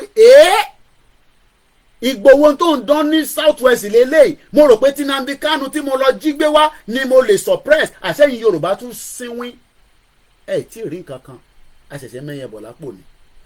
Koiki nígbà tí bẹ́ẹ̀ ni no condition is permanent and no condition is permanent sẹ̀yìn tẹ̀ ń sọ pé Tinubu no condition is permanent but n tó lè permanent láyé àtọ̀run òun ni pé ká gba Yorùbá country tí abádẹ̀ ti ń defend ẹ̀ bí Ìgbò bá ń bọ̀ a máa pa wọ́n, bí Haúsá bá ń bọ̀ a máa pa wọ́n, bí Amẹ́ríkà bá ń bọ̀ a máa pa wọ́n, tó bá fi gbalẹ̀ mọ́ wa lọ́wọ́. But for now tá a bá sì wà nínú Nàìjíríà a ti wà nínú ewu. Let's get the hell out of Nigeria before it is too late. The North will not forgive us. Àfi tá a bá kúrò nínú Nàìjíríà la lè wá protect ara wa, because Tinubu nísìn wọ́n ti rálẹ́pọ̀n ó ṣáà ẹ má ti jẹ́ kó já, torí Tinubu Rẹ̀mí Tinubu náà máa fi ń ṣeré lọ́wọ́ alálẹ́ tálálẹ́ bá dé, ẹ má yẹ kíkiní kó já. Ẹ wo bí Buhari ṣe ní kọ́ lọ pa Ìgbòho sílé látara pé à ń béèrè fẹ́tọ̀ wa.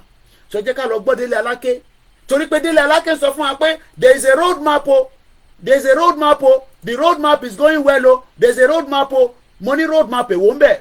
Because we were told the same thing when this criminal Yemi Osibajo, the best Yoruba guy tani Yemi Osibajo, bí yàn bá ń gbọ́ àwọn orúkọ yẹn gbà yẹn inú yẹn á máa dùn ni. Ẹ jẹ́ ká lọ wọ, ẹ jẹ́ ká kọ̀ wá àwọn policy during Buhari, ẹ jẹ́ ká kọ̀ lọ wọ àwọn kọ̀ọ̀kan tó jáde nígbà yẹn, torí òun ló ń kọ gbogbo policy, òun ló mọ̀ nípa ẹ̀. Ní 2022 Osibajo details administration game changer, àwọn wèrè bomb bastard. This was press release. Ẹ mọ̀ pé mo kàn Google ẹ̀ nísìnyí àjọ wa ni.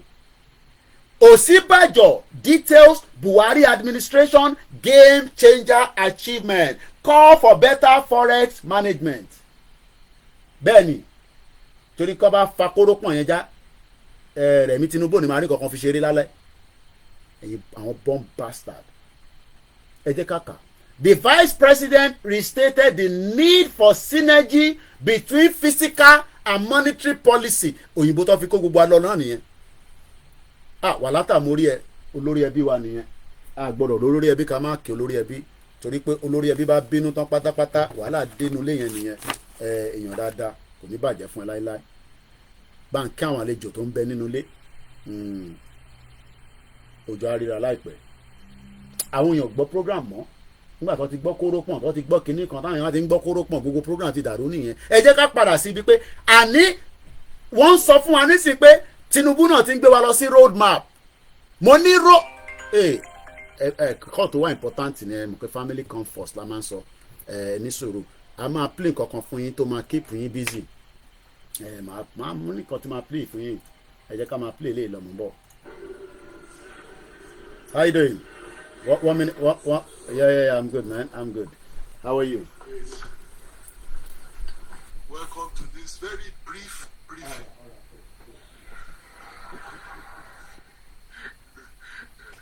As you all are aware, the Council of State just concluded its meeting with all the former heads of state in attendance, physically or virtually.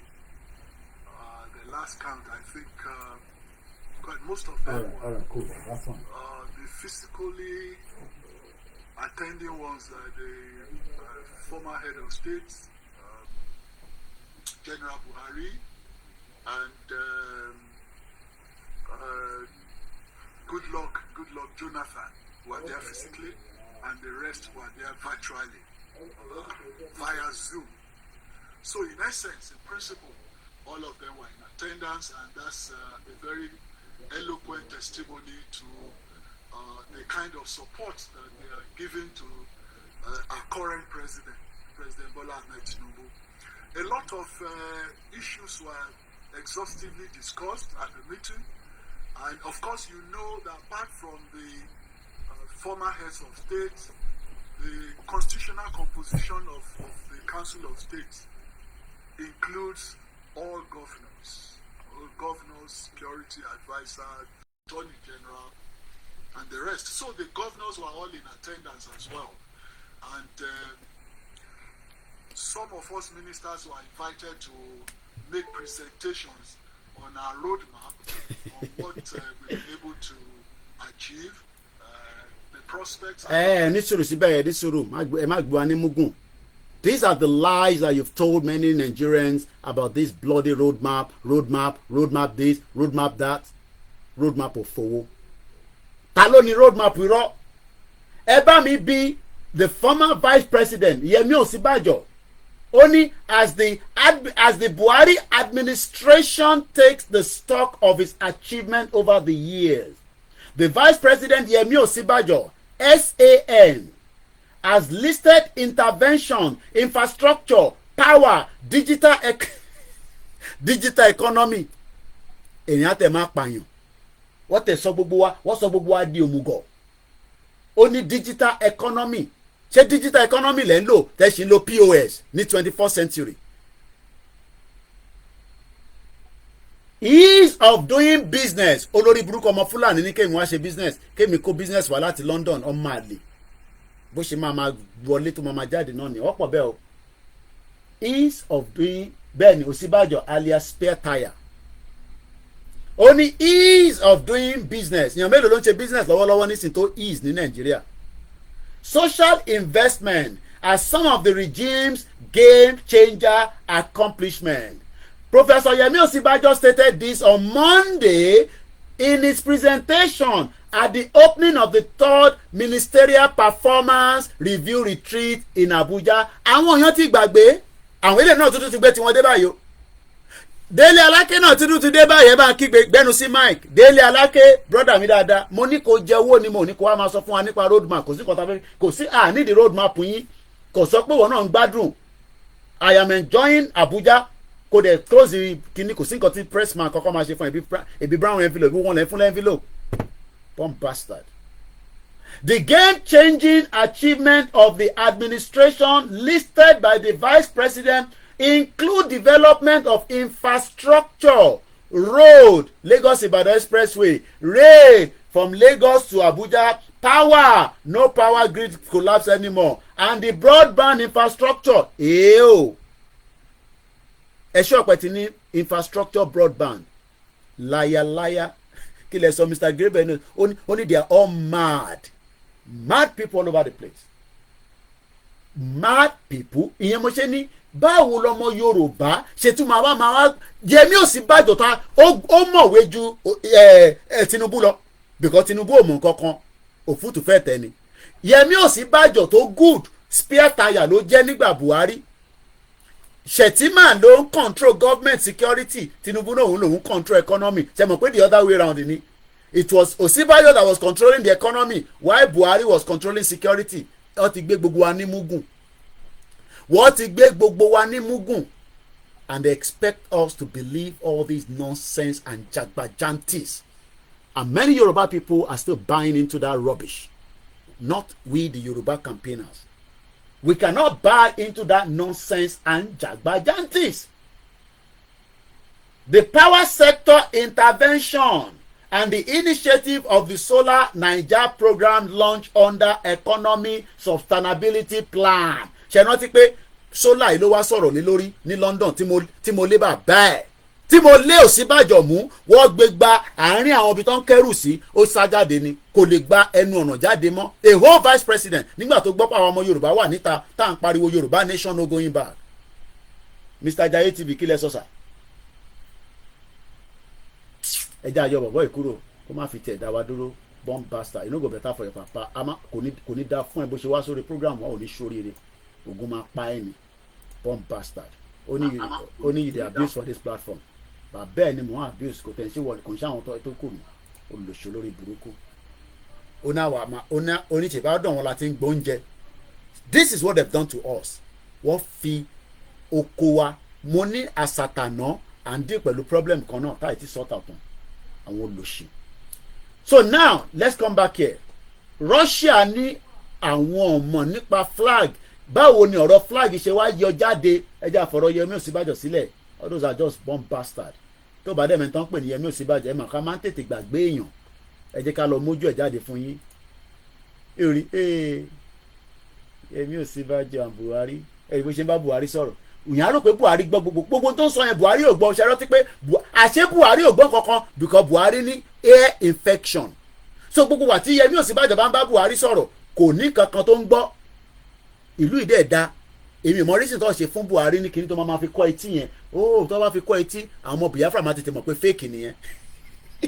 So kò yá lò kankan each time tó bá ń bá sọ̀rọ̀ kò gbọ́n kankan because ó náà wọn ní air infection. So kí ló wọ́n jọ ń bára wọn sọ fake government. For 8 years, many innocent lives died due to the problem of Yemi Osinbajo and Buhari. Ẹ̀rí wọn tó jẹ́ sọ́wọ́ mi báyìí. Àwọn olè criminals àtúntò wà pẹ̀lú Tinubu báyìí nísìn. Ẹ tún fẹ́ mo kí yẹ Brian mi láàrin láàrin. Ṣé ẹ tún fẹ́ ká tún máa rán ní ti ìjọba Tinubu náà? Ẹ jà gbọ́ eléyìí mò ń bọ̀. For carrying Russian flags at protests against economic hardship here in Nigeria. Some of the protesters were heard calling for a military takeover and for Russia's President Vladimir Putin to help bring regime change here in Nigeria. The Russian embassy promptly released a statement denying any involvement. Nigeria's domestic security agency said it had also detained people who were sewing the flags. The top security official, General Christopher Musa, said the flying of foreign flags was a treasonous offense. We will not accept anybody, any individual flying any foreign flag in Nigeria. Also the issue of coups. Coup.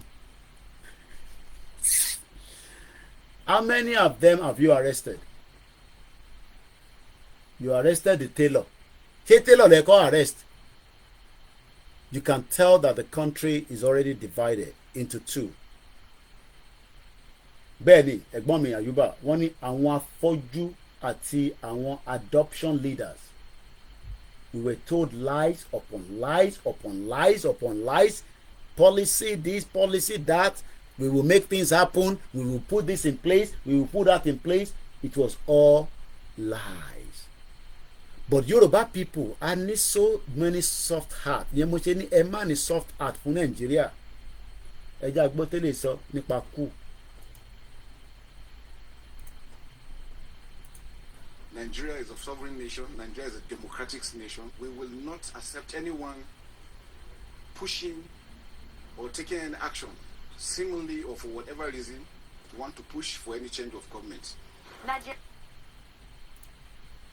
Idiot. Tell that to El Rufai, Bello Matawali, and Yaya Bello, and the criminal gangs in the north.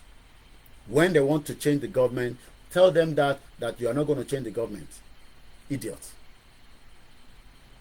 Let's come back to the discussion as we are about to wrap it up. I just want us to remind ourselves, gbogbo bita lọ lẹ́ni is not planned. A kò lọ. But mo fẹ́ padà sọ́dọ̀ Kẹ́mi Olúnlọ́yọ̀, Dr. Kẹ́mi Olúnlọ́yọ̀. Because ibẹ̀ láti bẹ̀rẹ̀. Ibẹ̀ náà mo fẹ́ ká fi àdàgbà ètò yìí sí. Mo dẹ̀ fẹ́ kẹ́ mú kankan lọ. Èyí tí mo fẹ́ ká mú lọ ni pé what is still cooking tó fẹ́ explode nínú Nàìjíríà àti rí flag. What more can shock us? Okay, wọ́n ní Ọbásanjọ́ ó fẹ́ gba ìjọba through I don't know bí ọlọ́run lọ bí America, but ẹ jẹ́ ká continue pẹ̀lú Dr. Kẹ́mi Olúnlọ́yọ̀. Ó tún sọ níbí báyìí. Mo ń bọ̀ òǹṣẹ́lẹ̀.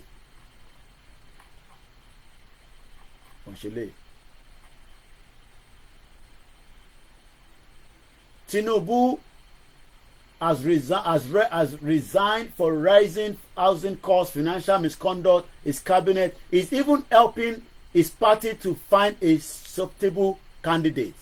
Kí ló ń lòdì lọ́wọ́ tá a mọ̀? Ẹ já gbọ́ Dr. Kẹ́mi Olúnlọ́yọ̀ níbí báyìí. And she owns the full copyright to the video that we are going to play now.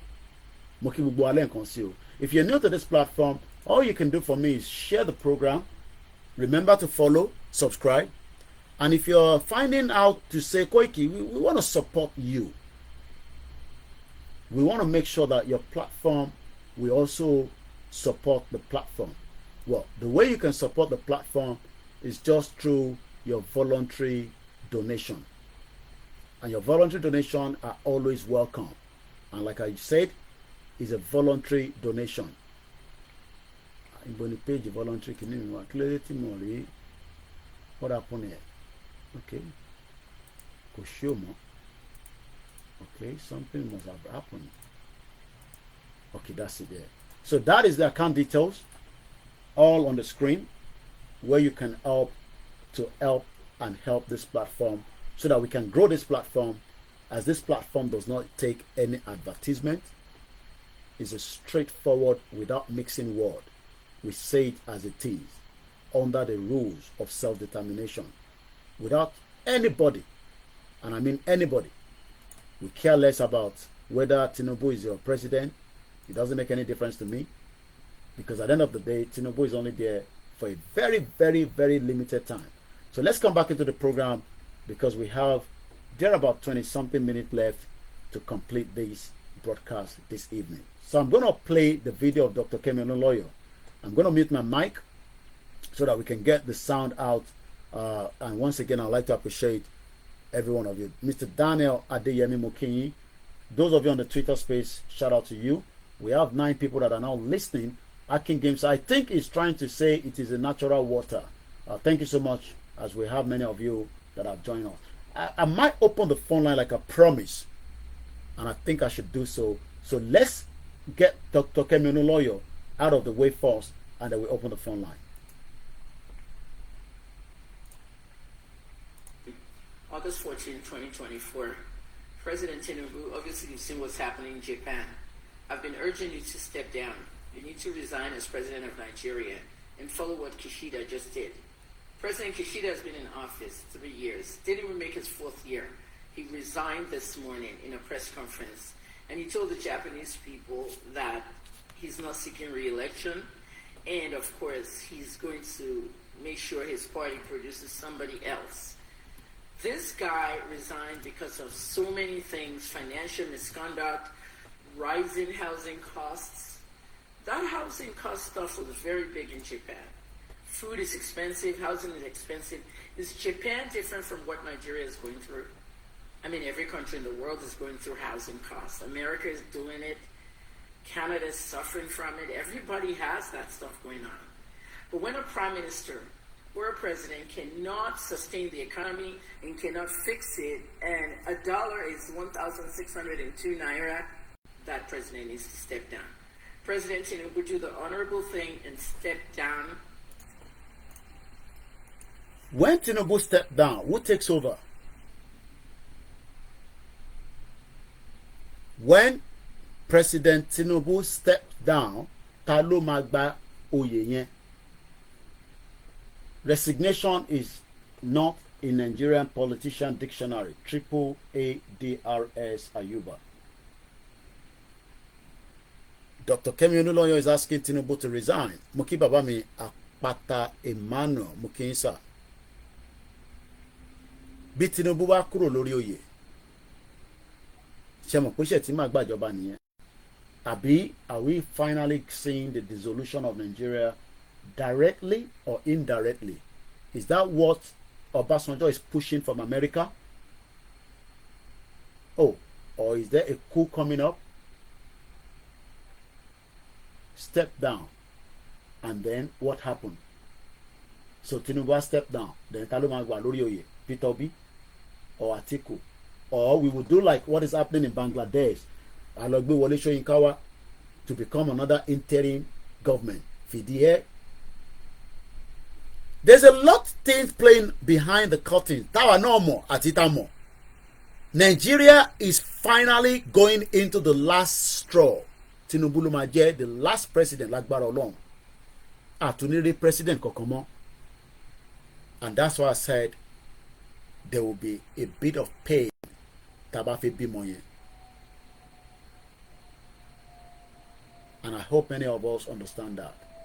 Stepping down is not the solution. Benny. Japanese people don't take nonsense. Benny, Mr. Femi Johnson. Orileede and Tinubu should just declare Yoruba nation instead. And the North will not dare try nonsense. Because Tinubu náà ti rí díẹ̀ kó lára equipment jáde. Ṣé rántí pé mò ń pariwo ní gbogbo last year? Ẹ sọ fún Tinubu pé kó pín military sọ́nà mẹ́ta. How many people remember that? Is this going to make sense now? Time will tell. There is a lot playing out in Nigeria, and anything can explode. Just reasoning, no electricity, no good roads, no good education system, and more. Stepping down for what? Just for nothing?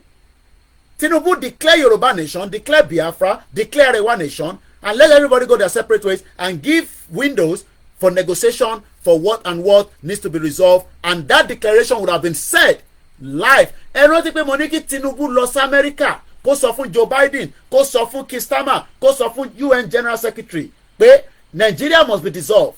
If not, wọ́n máa gbé orí Tinubu wá bá wa ní South West ni pẹ̀lú nǹkan tó fẹ́ play out. It will be very very dirty. Guns mo kí ẹ. Chief Tinubu Mr. ẹ lọ fọkàn balẹ̀. A máa dìbò, a máa wọlé. Ó dìbò lóòótọ́. Wọ́n dìbò, wọ́n wọlé. Àmọ́ things are going the other way around. Mo kí bàbá mi Báyọ̀ Akíngbàlà. Mo kí bàbá àtà. Wọ́n ní Koiki òun kémi náà tí bá ń wà lórí program ẹ̀ mo mọ̀ bí tẹ́ wà náà ni mo ṣe rí yín. What we are saying, my open phone line, because angle tí Dr. Kemi Olunloyo gbé jáde, I'm not yet for us to criticize him, but kí làwọn tún rí táwọn ò rí, because there's a lot of people seeing different things. Kí ni Ṣòwòrẹ́ ń rí táàrí, but in táwọn arí lábẹ́ bàbá Akíntóyè àti Olóyè Ìgbòho àtọ̀túnba Démọ́lá àti YSDM àti gbogbo àwọn elétò ni pé kí Yorùbá dá dúró gẹ́gẹ́ bí orílẹ̀-èdè, gẹ́gẹ́ bí country, which everybody agrees. But èwo ni step down, èwo ni military coup, kí ló ń ṣẹlẹ̀ gangan? Ṣé a ti ń dé ibi tí powder tí ó wà nínú gunpowder lọ́pẹ́, but ibì kan ló wà, ṣé ó ti fẹ́ pop? Àbọ̀ṣì ń fi ice water àti block wọ́n fi ṣe mọ̀ pé tí nǹkan bá fẹ́ explode ẹ lè máa suppress ẹ tó bá dé stage kan akọ pam akọ explode lójijì. Is Nigeria getting to that pum? Àbí ó ṣì wà níbi ẹ release? Yes, ẹ lè máa compare Japan ò ń ṣe Nigeria, èdè kan ló ń sọ ní Japan. So táwọn ọmọ ìlú bá jáde pé kí Japanese prime minister resign, ó gbọ́dọ̀ resign, if not wàá fọ́gò mọ́ lórí. Báwo bá ní Tinubu kó lọ resign, àwọn ọmọ Yorùbá ní kò lè resign, ọmọ Igbo ní kò resign torí ara ń ta wọ́n. Àwọn Peter Obi, Àtíkù náà òun ti gbé lọ sí ICC, ó ti pààyàn 100, but Àtíkù wọ́n ló wà behind the protest now. Ṣòwòrẹ́ ní revolution now. Ọmọ Nàìjíríà o gbọ́dọ̀ máa ní data lọ́wọ́ yìí o gbọ́dọ̀ ní data, torí pé ó lè jẹ́ lóru tí bá ti sọ pé pú wàá kọ́ máa Koiki ti jáde o, ó ti sọ pú, kò ń ṣe látọ̀dọ̀ tiwa o, ó lè jẹ́ láti north. It could erupt from anywhere as the country is going through what they call the keg of gunpowder. Gbọ́ mi yé mọ́. Am I sister mi Manchester, am I communicating? Bukky Gold àbí Bukky Jesse ẹ kú iṣẹ́ takuntakun ma. Love her program as she's fighting for justice for Mohbad. Gbogbo àná la need the justice. Orileede a ní Koiki, ó dà pé I am sensing a regional government is loading o. In due course, expect if Tinubu is accept lẹ́fẹ̀ẹ́ sọ if Tinubu is ọmọ àlè. Bàbá mi ò sé ní Yorùbá tẹ̀ ń kọ́ ti pọ̀ jù, ẹni gbogbo Europe pátápátá èdè òtótọ́ ó ti yá àwọn tó tẹ kọ́ fún. Ẹ má yẹ kí n lọ gẹ́ra mi jẹ. Ẹ jẹ́ ká padà sọ́dọ̀ Dr. Kemi Olunloyo. From the president of Nigeria. Find somebody 55 or younger in your party and let's have fresh new elections.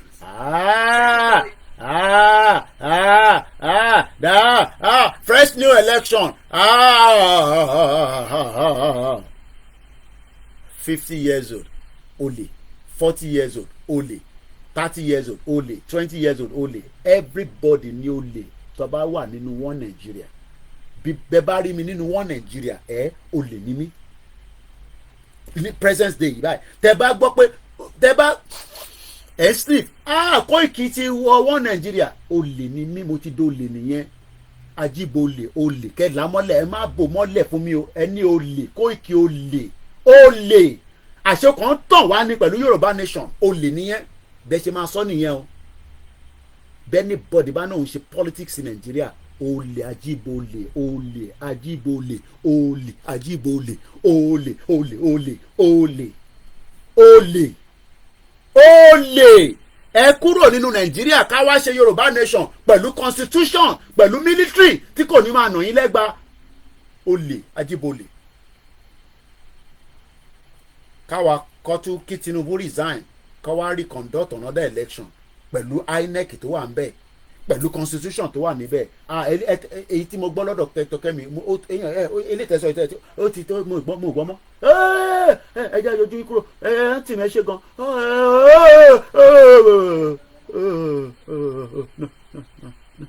èyí táwa fẹ́ gbọ́ òun lélẹ̀ mọ̀ bọ̀ kí n fẹ́ fi yọjú wọn kúrò ní o. Impediment to Yoruba development is impediment to Yoruba development. Without Nigeria, we won't be where we are. 1962, we were far ahead of South Korea and North Korea. We were far ahead of China even. We had television before France. We had radio before South Africa. Now what we are today. I think it's a shame that even any young man can be talking about restructuring at this point in time. What are we restructuring? This country that is already shot to pieces? I don't think that's what we want. But they are always talking about giving Nigeria a chance. The patience of Yoruba with Nigeria has come to an end. The weight of Nigeria is not the weight that any normal, ordinary human being can carry, except with the help of Almighty Allah. It is evident, therefore, that the Almighty Allah is with our president. He is carrying the weight for him. The weight of Nigeria is not the weight that any normal, ordinary human being can carry, except with the help of Almighty Allah. It is evident, therefore, that the Almighty Allah is with our president. It is not in their hands, because you know what? Power belongs to the people. Anything we want is what we're going to get. Once again, I want to ask this. Do you think this dream is realizable without a war? And are you prepared to fight another war? This dream can be realized without a war. And let me put it this way. As soon as the people, the various ethnic groups in Nigeria realize what Nigeria means to each and every ethnic group, they will subscribe to our position. So it is realizable without a war. Before the white man came, let me ask you this, because it's an interview, which means you can ask me because I can ask you. Before the white man came, was there any Nigeria? Before the white man came, did Nigeria exist? It's a simple question that I'm asking. Did Nigeria exist before? It didn't, no. It didn't exist. Then why are African people, black people dying over something that they did not create? Did any Yoruba man create Nigeria? The answer is no. No Igbo man created Nigeria. No Hausa man did. No Fulani man did. No Kanuri man did. No Chukwun man did. When you come to Nigeria, it's always a debate about it is our turn. It is our turn. It is our turn to rule. Now, there are over 250 main ethnic groups in Nigeria. If you keep rotating the presidency every 8 years to each and every ethnic group, times 8 by 250. How many years are you going to get? So some people will die many times over. They will raise thinking about how we've been having this conversation about the unity of Nigeria. And I reflect back at some of the prominent statements made by some of our founding leaders. And I feel that probably this will help us to have the conversation on the Nigerian unity. I just brought forth, not to bore you. First, and I quote, not my statement. Nigeria is not a nation. It's a mere geographical expression. There are no Nigerians in the same sense as there are English, Welsh, or French. The word Nigerian is merely a distinctive appellation to distinguish those who live within the boundaries of Nigeria from those who do not. This is accredited to Chief Obafemi Awolowo, the former Prime Minister of the Western region. The second one, and I quote, it is true that we politicians always delight in talking loosely about the unity of Nigeria. 60 years ago, there was no country called Nigeria. What is now Nigeria consisted of several large and small communities, all of which were different in their outlooks and beliefs. The advent of the British and that of Western education has not materially altered the situation, and the many and varied communities have not knit themselves into a composite unit. This are credited to Sir Amado Bello, former Premier of Northern Region. He thought, and I quote, "Since 1914, the British government has been trying to make Nigeria into one country, but the Nigerian people themselves are historically different in their backgrounds, in their religious beliefs and customs, and do not show themselves any sign of willingness to unite. The Nigerian unity is only a British intention for the country." Jonathan nìyẹn o. Jonathan nìyẹn. The same Jonathan that reading State of the Council meeting, the giant of Africa that does not have no medal from the just completed Olympic. They play. Continue to they play with your life. Many of us know that Nigeria is no longer a visible country.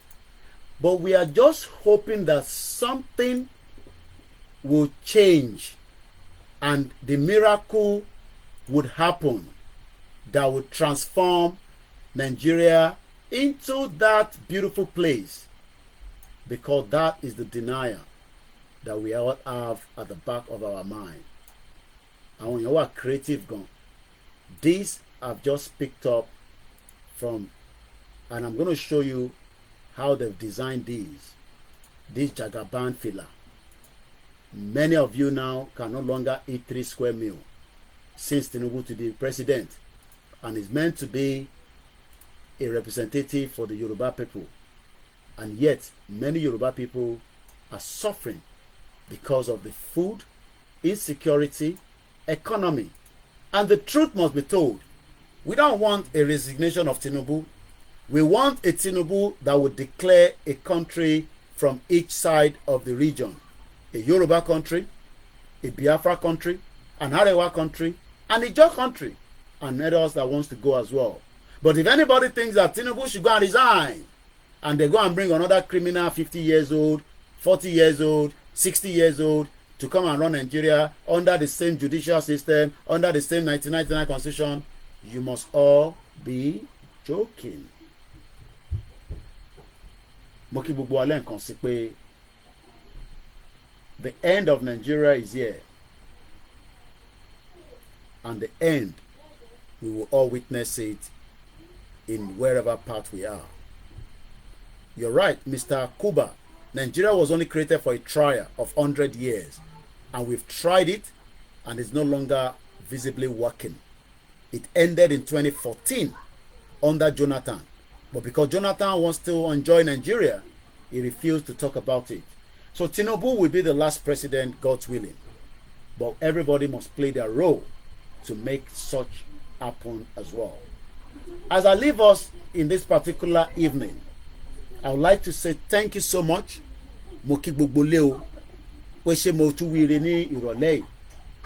Take whatever you want to take out of the broadcast. But the most important factor is that the end game of Tinubu with the North has completed. He can no longer control the North. He has been able to manipulate them to become the president. He will not be able to move forward with his own manipulation anymore. Let us all now strategize in all our different communities. Tell our people that Ebiton Payin is because Tinubu is the president. Iyaton Jenyi is because Tinubu is the president. Bogbonton Shewa Leni is because he's the president. He says he will sort things out, but we know that he can't, and he will not be able to do so. And on that note, I will say good evening, good morning, good night from wherever you've watched this broadcast. Remember that my name is OLAYOMI KOIKI, popularly known as Koikimedia on the platform. If you want to know more about Yoruba Nation, for whatever reason, make sure you go to the website www.ysdm.org. All the details of how you can become even a member, you will find it right inside that beautiful website. www.ysdm. Remember that website also has a donation. All you need to do is click on that donation.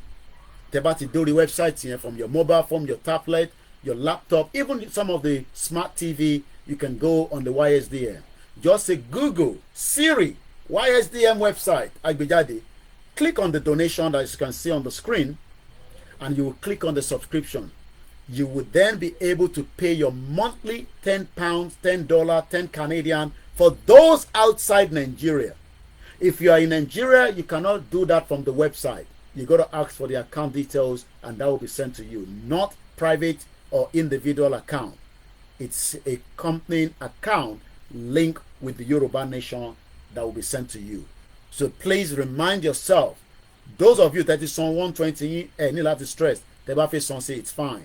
Let us support our people if you can. Also remember that our website has now also been upgraded.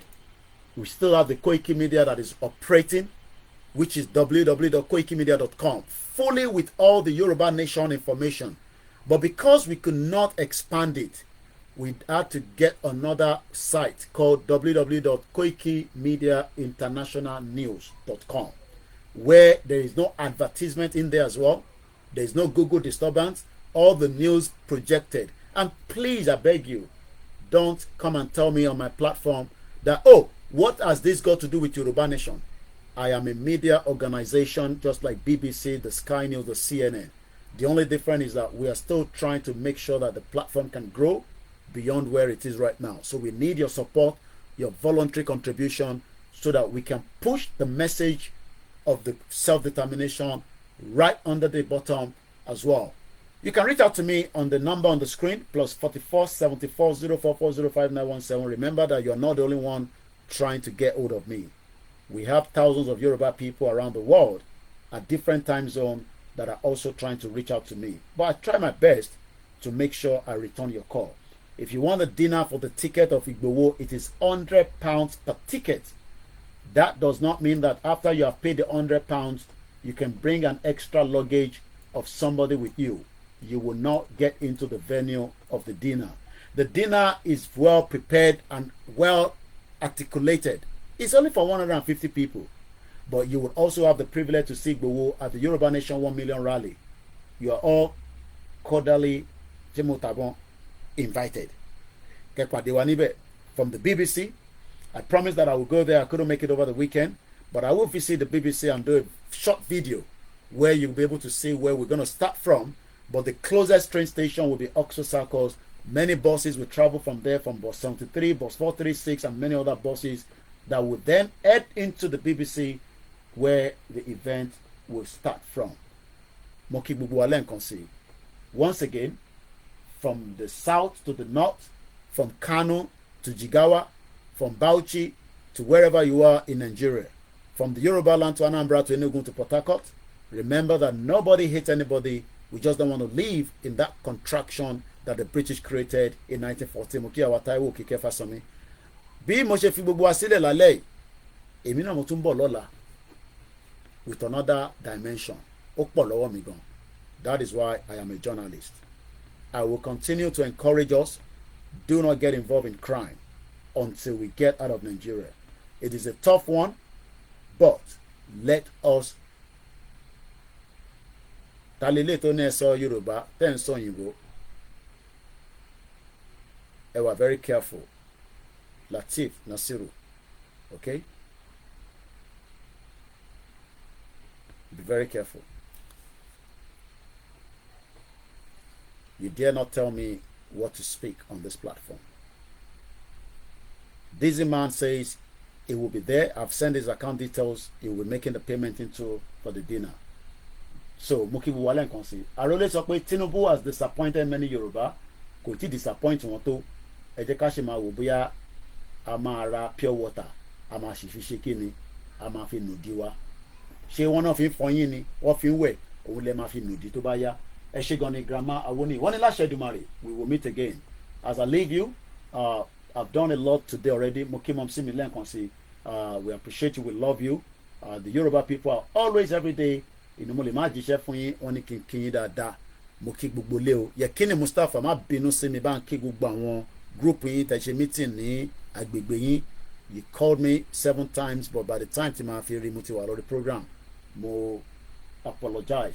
Mo kí n láti Òfìkì mo kí ní gbogbo local government tó ń bẹ nílẹ̀ Yorùbá lẹ́ni èmi àbúrò yín náà ni mo ní èmi ni last man standing àjọmọdélẹ̀ lérí ni o kò sẹ́ni kankan tó máa kú àwọn olóṣèlú la máa fẹ́ jẹ wọn sílẹ̀ tá a máa fi kọjá lọ síbi tá à ń lọ. Don't pity them if they die mysteriously. Ikú tó bá ti pa wọ́n ó pa wọ́n gbé náà nìyẹn. They have wicked a lot of us. They have suffered us and nobody should feel any sympathy for them. A máa bọ́ how soon nobody knows but don't go beyond what our leaders have not said. Ìntà bá sọ ẹ má ní àsọ ìntẹ̀ bá gbọ́ tó bá wà a little bit sketchy ẹni sùúrù ká fi jáde kò sí bí kankan ṣe fẹ́ lọ ní gbogbo Nàìjíríà within the space of 10 minutes ó wà lórí desk mi kò ń ṣe pé mo dẹnu kò sí kankan tó fi sọ nípa Ìgbòho nípa Yorùbá nation ó máa dórí desk wa bó ṣe ń yọ sólọ́hùn làwọn náà yọ gbọ́ níbí bá wọ́n ní kinní kan ní ẹja fìyẹn sílẹ̀. Mo kí gbogbo alẹ́ nǹkan sọ mo kí yàrá Florence Kẹ́hìndé bàbá mi Fẹ́mi Johnson a máa pàdé lọ́la o lágbára Elédùmarè bàbá mi ọba ńlá Ọlálẹ́yẹ tí n bá dárúkọ yín ẹ má fi ṣèbínú mo kí gbogbo ẹni tẹ́ wà lórí Instagram tẹ̀tẹ̀lé mi lẹ́ni Bishop Adesina ẹ ṣé gan ni we will get there ó ń ṣọmọ lókù bẹ́ẹ̀ ni àní sín pẹ̀lú ìyá rẹ̀ olóyè Ìgbòho akí ẹlẹ́ǹkan sí o akí bàbá Akíntóyè akí gbogbo àwọn bàbá tí wọ́n ṣe kí ni tó ń tẹ̀lé wa mo kẹ́yìn yá tẹ́ dúró tì wá tẹ́ fi ọ̀já pọ̀n wá pé ẹ máa báṣẹ́ lọ bọ́ bá ń ṣe kò ní ràn yín torí pé kí ni ìran wa là ń jà fún ẹni tó bá dẹ̀ ń jà fún rẹ̀ àmàdélẹ̀ lérí Clement mo kí ẹ dáadáa mo kí àwọn Biafra mo kí Simon Ekpa the government in exile àwọn dọ́ọ̀sì náà èèyàn kan pè mí lénìí láti ọ̀dọ̀ àwọn Biafra sister mi kan ní London very good sister she's a Biafra she was a little bit concerned about ìṣẹ̀lẹ̀ tó ṣẹlẹ̀ mo tó fi go into that one pẹ̀lú àwọn àtàwọn kan ní gbogbo òkè ọ̀yà lọ́hùn but she says that gbogbo wa náà lájọ máa délẹ̀ lérí together whether the doors doesn't believe in Simon Ekpa but one day I hope that everybody can come in one block and pull out of this structure that the British created. England cannot stop what is happening in Nigeria today. King Charles can only intervene when it has become that boss, but he cannot stop it. Yoruba people will go. Moki Buwale and Conceal. Shout out to everyone. Koikimedia bringing the work closer to your doorstep. Good night.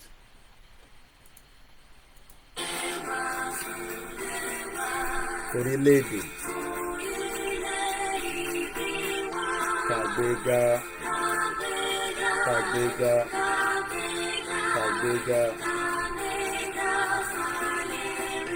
Ìgbàgbọ́. Àti ìbẹ̀rù. Ká ṣiṣẹ́.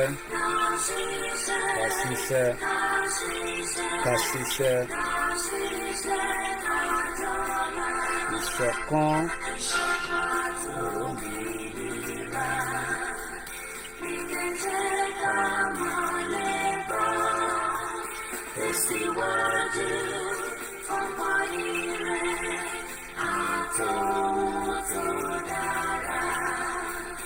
Ọmọ Oòduà dìde, lọ sí ipò ẹ̀tọ́ rẹ̀, ìwọlé, ìwọlé, òkú adúláwọ̀. Mo kí àwa Grace Olúṣòótọ́, mo kí ọgbà àwọn GR1. Thank you so much. Good night, everyone. Bye for now.